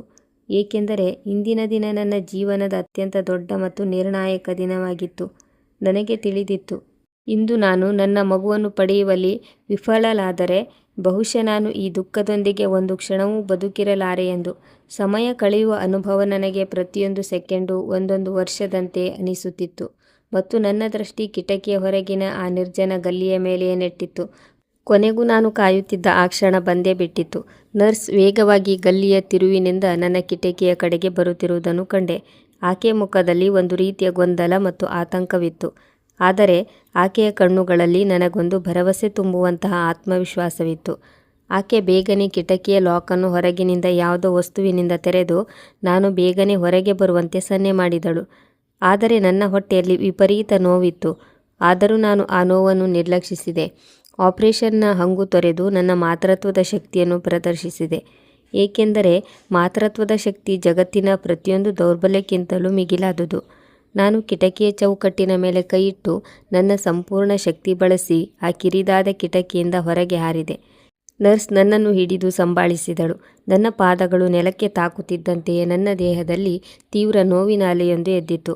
ಆದರೆ ನನ್ನ ಬಾಯಿಂದ ಯಾವುದೇ ಶಬ್ದ ಹೊರಬರದಂತೆ ನಾನು ನನ್ನ ತುಟಿಗಳನ್ನು ಗಟ್ಟಿಯಾಗಿ ಅದುಮಿ ಹಿಡಿದೆ. ನರ್ಸ್ ರಿಕ್ಷಾದವನನ್ನು ಸ್ವಲ್ಪ ದೂರದಲ್ಲೇ ನಿಲ್ಲಿಸಿದಳು ಮತ್ತು ನಾವಿಬ್ಬರು ನಡೆದುಕೊಂಡು ಆ ದೊಡ್ಡ ಕಬ್ಬಿಣದ ಗೇಟ್ ಬಳಿ ತಲುಪಿದೆವು. ಅಲ್ಲಿ ಅತಿಥಿಗಳ ಉದ್ದನೆಯ ಸಾಲು ಮತ್ತು ಅವರ ಬೆಲೆಬಾಳುವ ಕಾರುಗಳು ನಿಂತಿದ್ದವು. ಮನೆಯನ್ನು ಮದುವಣಗಿತ್ತಿಯಂತೆ ಸಿಂಗರಿಸಲಾಗಿತ್ತು. ಎಲ್ಲ ಕಡೆ ಬಣ್ಣ ಬಣ್ಣದ ದೀಪಗಳು ಮಿನುಗುತ್ತಿದ್ದವು. ದುಬಾರಿ ಹೂವುಗಳ ಸುವಾಸನೆ ಗಾಳಿಯಲ್ಲಿ ಹರಡಿತ್ತು ಮತ್ತು ದೊಡ್ಡ ದೊಡ್ಡ ಸ್ಪೀಕರ್ಗಳಲ್ಲಿ ಸಂಭ್ರಮದ ಹಾಡುಗಳು ಮೊಳಗುತ್ತಿದ್ದವು. ನಾಮಕರಣದ ಪೂಜೆ ಸಂಪನ್ನವಾಗಿತ್ತು. ಈ ಇಡೀ ಸಮಾರಂಭ, ಈ ಎಲ್ಲ ಸಡಗರ, ಈ ಎಲ್ಲ ಅಲಂಕಾರ ನನ್ನದಾಗಿದ್ದ ಆ ಮಗುವಿಗಾಗಿ ನಡೆದಿತ್ತು. ಇವರು ನನ್ನ ಮಗುವಿಗೆ ಹೆಸರಿಟ್ಟಿದ್ದರು, ಆದರೆ ಅದರ ನಿಜವಾದ ತಾಯಿ ನಾನಾಗಿದ್ದೆ. ನಾನು ಅವನಿಗೆ ಏನು ಹೆಸರಿಡಬೇಕೆಂದು ಮೊದಲೇ ನಿರ್ಧರಿಸಿದ್ದೆ. ನನ್ನ ದೇಹದಲ್ಲಿ ಲೆಕ್ಕವಿಲ್ಲದಷ್ಟು ನೋವಾಗುತ್ತಿತ್ತು. ನಡೆಯಲು ಸಾಧ್ಯವಾಗುತ್ತಿರಲಿಲ್ಲ. ಆದರೆ ನಾನು ಧೈರ್ಯಗುಂದಲಿಲ್ಲ. ನರ್ಸ್ ಆಸ್ಪತ್ರೆಯ ಕಡೆಯಿಂದ ಮಗುವಿನ ಆರೈಕೆಗಾಗಿ ಕಳುಹಿಸಲಾದ ತಂಡದ ಭಾಗವಾಗಿದ್ದರಿಂದ ಸೆಕ್ಯುರಿಟಿ ಗಾರ್ಡ್ ಆಕೆಯನ್ನು ಗುರುತಿಸಿದನು. ಆಕೆ ನನ್ನನ್ನು ತನ್ನ ಸಹಾಯಕಿಯೆಂದು ಪರಿಚಯಿಸಿದಳು ಮತ್ತು ನಾವಿಬ್ಬರು ಹಿಂದಿನ ಬಾಗಿಲಿನ ಮೂಲಕ ಆ ದೊಡ್ಡ ಮನೆಯೊಳಗೆ ಪ್ರವೇಶಿಸಿದೆವು. ಒಳಗಿನ ನೋಟವನ್ನು ಕಂಡು ನನ್ನ ಕಣ್ಣುಗಳು ಕುಕ್ಕಿ ಹೋದವು. ಒಂದು ಬೃಹತ್ ಸಭಾಂಗಣವಿತ್ತು. ಅದು ನಗರದ ಶ್ರೀಮಂತರು ಮತ್ತು ಉದ್ಯಮಿಗಳಿಂದ ಕಿಕ್ಕಿರಿದು ತುಂಬಿತ್ತು. ಎಲ್ಲೆಲ್ಲೂ ನಗುವಿನ ಧ್ವನಿ ಮೊಳಗುತ್ತಿತ್ತು.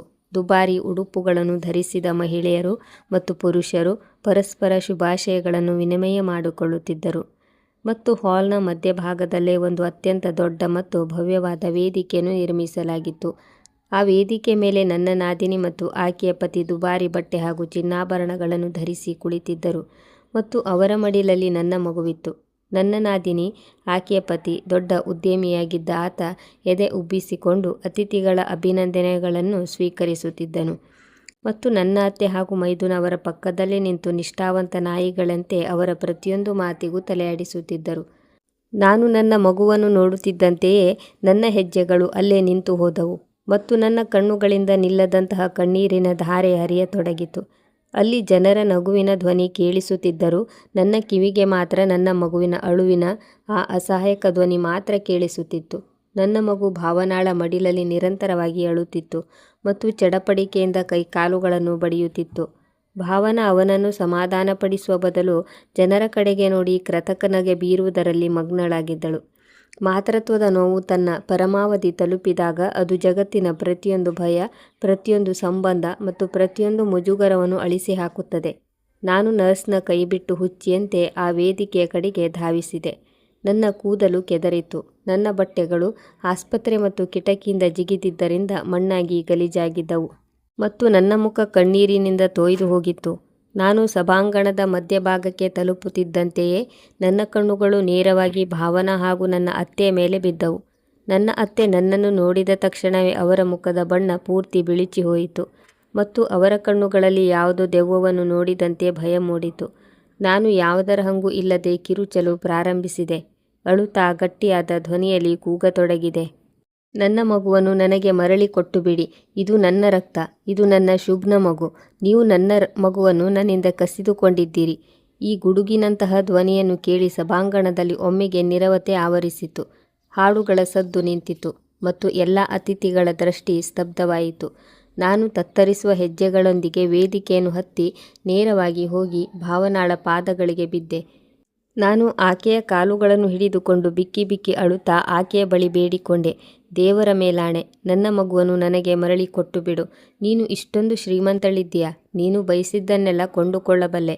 ಆದರೆ ಒಬ್ಬ ತಾಯಿಯ ಗರ್ಭವನ್ನು ಕೊಳ್ಳಬೇಡ. ಮೊದಲೇ ನನ್ನ ಕುಂಕುಮ ಅಳಿಸಿ ಹೋಗಿದೆ. ಈ ಒಂದು ಮಗುವಷ್ಟೇ ನನ್ನ ಬದುಕಿನ ಆಸರೆ. ನನಗೆ ನನ್ನ ಕರುಳ ಕುಡಿಯನ್ನು ಮರಳಿ ಕೊಟ್ಟುಬಿಡು. ನಾನು ಆಕೆಯ ಬಳಿ ಅಂಗಲಾಚಿದೆ. ಆಕೆಯ ಪಾದಗಳನ್ನು ಮುಟ್ಟಿದೆ. ನನಗೆ ನನ್ನ ಮಾತೃತ್ವದ ಭಿಕ್ಷೆಯನ್ನು ನೀಡುವಂತೆ ಬೇಡಿದೆ. ಭಾವನಾಳ ಮುಖ ಕೋಪ ಮತ್ತು ಭಯದಿಂದ ಕೆಂಪಾಗುತ್ತಿತ್ತು ಮತ್ತು ಆಕೆ ಗಾಬರಿಯಿಂದ ತನ್ನ ಪತಿಯ ಕಡೆಗೆ ನೋಡತೊಡಗಿದಳು. ಆತ ಈ ಎಲ್ಲ ರಂಪಾಟವನ್ನು ಕಂಡು ದಿಗ್ಭ್ರಮೆಗೊಂಡು ಆತಂಕಕ್ಕೀಡಾಗಿದ್ದನು. ಅಮ್ಮ ಮುಂದೆ ಬಂದು ನನ್ನ ತೋಳನ್ನು ಎಷ್ಟು ಗಟ್ಟಿಯಾಗಿ ಹಿಡಿದರೆಂದರೆ ನನ್ನ ಮೂಳೆಗಳು ಮುರಿಯುವಂತಾಯಿತು. ಅವರು ಅತಿಥಿಗಳ ಕಡೆ ನೋಡಿ ಗಟ್ಟಿಯಾದ ಧ್ವನಿಯಲ್ಲಿ ಹೇಳಲು ಪ್ರಾರಂಭಿಸಿದರು, ಇವಳು ನಮ್ಮ ಸೊಸೆ. ಕೆಲವು ದಿನಗಳ ಹಿಂದೆ ಇವಳ ಮಗು ಸತ್ತು ಹೋಗಿತ್ತು. ಆ ಆಘಾತದಲ್ಲಿ ಇವಳ ಮಾನಸಿಕ ಸಮತೋಲನ ತಪ್ಪಿ ಹೋಗಿದೆ.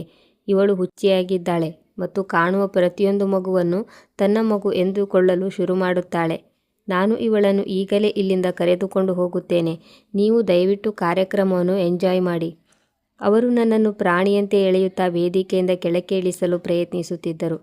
ಆದರೆ ನಾನು ನನ್ನ ಸಂಪೂರ್ಣ ಶಕ್ತಿ ಬಳಸಿ ಅವರ ಕೈಯನ್ನು ಕೊಡವಿ ಅತಿಥಿಗಳ ಕಡೆಗೆ ನೋಡಿ ಅಳುತ್ತಾ ಹೇಳಿದೆ, ನಾನು ಹುಚ್ಚಿಯಲ್ಲ. ಈಕೆ ನನ್ನ ಅತ್ತೆ. ಮತ್ತು ರಾಹುಲ್ ಕಡೆಗೆ ಬೆರಳು ಮಾಡಿ, ಇವನು ನನ್ನ ಮೈದುನ. ಇವರಿಬ್ಬರು ಸೇರಿ ಹಣಕ್ಕಾಗಿ ನನ್ನ ಮಗುವನ್ನು ತಮ್ಮ ಈ ಶ್ರೀಮಂತ ಮಗಳಿಗೆ ಮಾರಿಬಿಟ್ಟಿದ್ದಾರೆ. ನಿಮಗೆ ನಂಬಿಕೆಯಾಗದಿದ್ದರೆ ನಾನು ಈಗಲೇ ನಿಮಗೆ ನನ್ನ ಹೊಟ್ಟೆಯನ್ನು ತೋರಿಸುತ್ತೇನೆ. ನಾನು ನನ್ನ ಹೊಟ್ಟೆಯನ್ನು ತೆರೆದು ಜನರಿಗೆ ತೋರಿಸಿ ಹೇಳಿದೆ, ನೋಡಿ, ಇದು ಈಗಷ್ಟೇ ಆದ ಆಪರೇಷನ್. ಇನ್ನು ನನ್ನ ಹೊಲಿಗೆಗಳನ್ನು ಬಿಚ್ಚಿಲ್ಲ. 3 ದಿನಗಳ ಹಿಂದಷ್ಟೇ ನಾನು ಈ ಮಗುವಿಗೆ ಜನ್ಮ ನೀಡಿದ್ದೆ.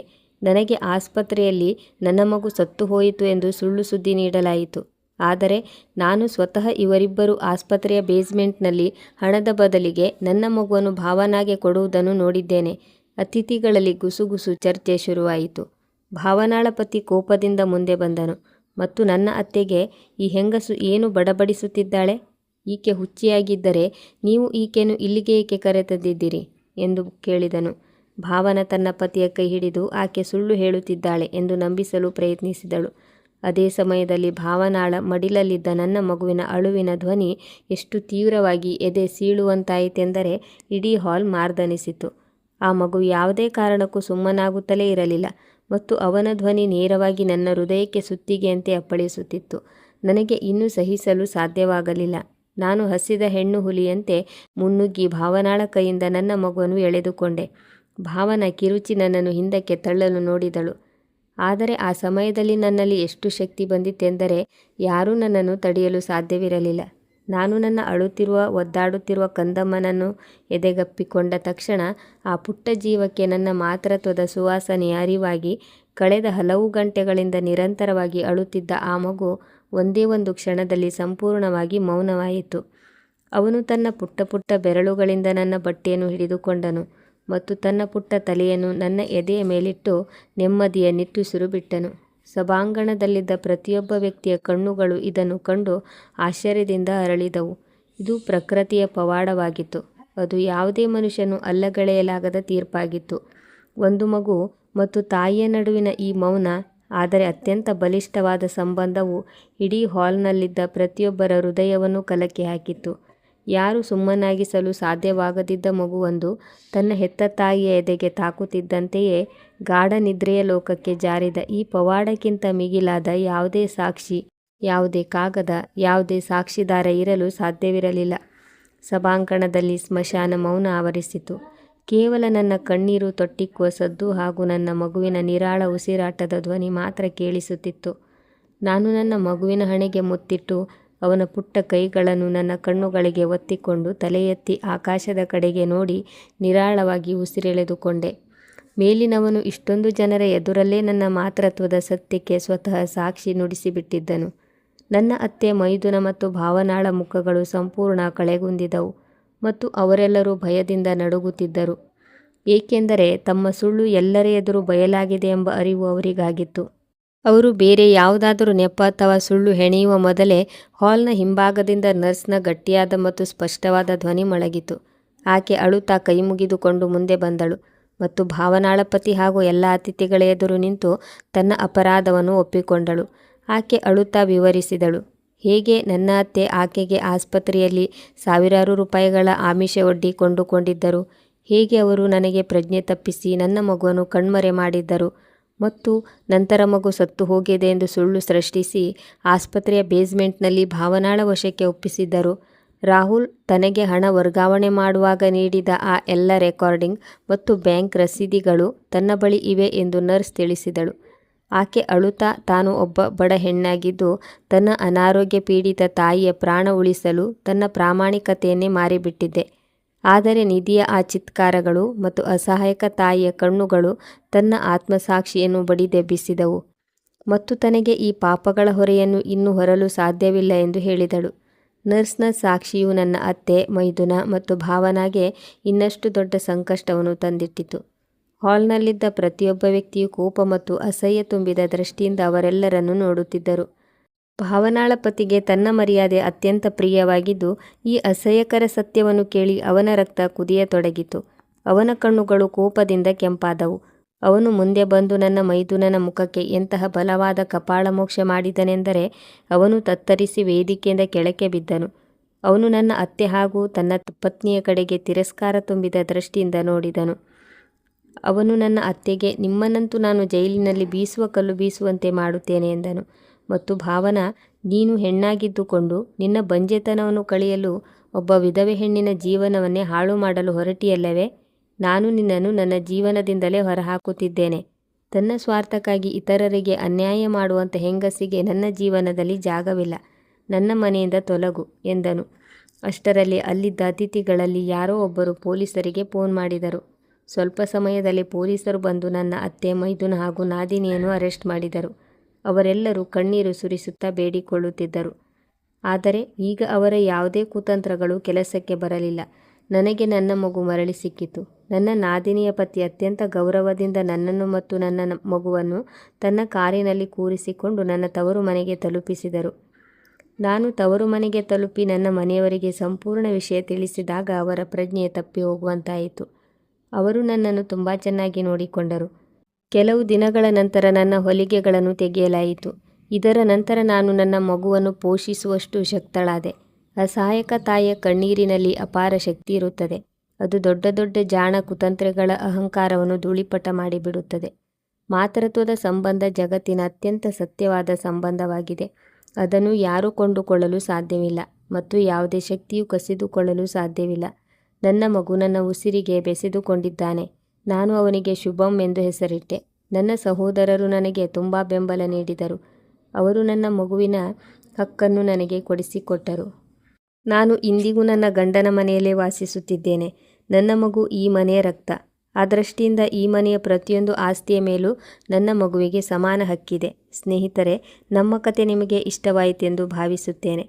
ಕತೆ ಇಷ್ಟವಾಗಿದ್ದರೆ ವಿಡಿಯೋವನ್ನು ಲೈಕ್ ಮಾಡಿ. ಚಾನಲ್ಗೆ ಹೊಸಬರಾಗಿದ್ದರೆ ಚಾನಲನ್ನು ಸಬ್ಸ್ಕ್ರೈಬ್ ಮಾಡಿ. ಇನ್ನೊಂದು ಸುಂದರವಾದ ಕಥೆಯೊಂದಿಗೆ ಮತ್ತೆ ಭೇಟಿಯಾಗೋಣ. ಕತೆ ಕೇಳಿದ್ದಕ್ಕಾಗಿ ಧನ್ಯವಾದಗಳು.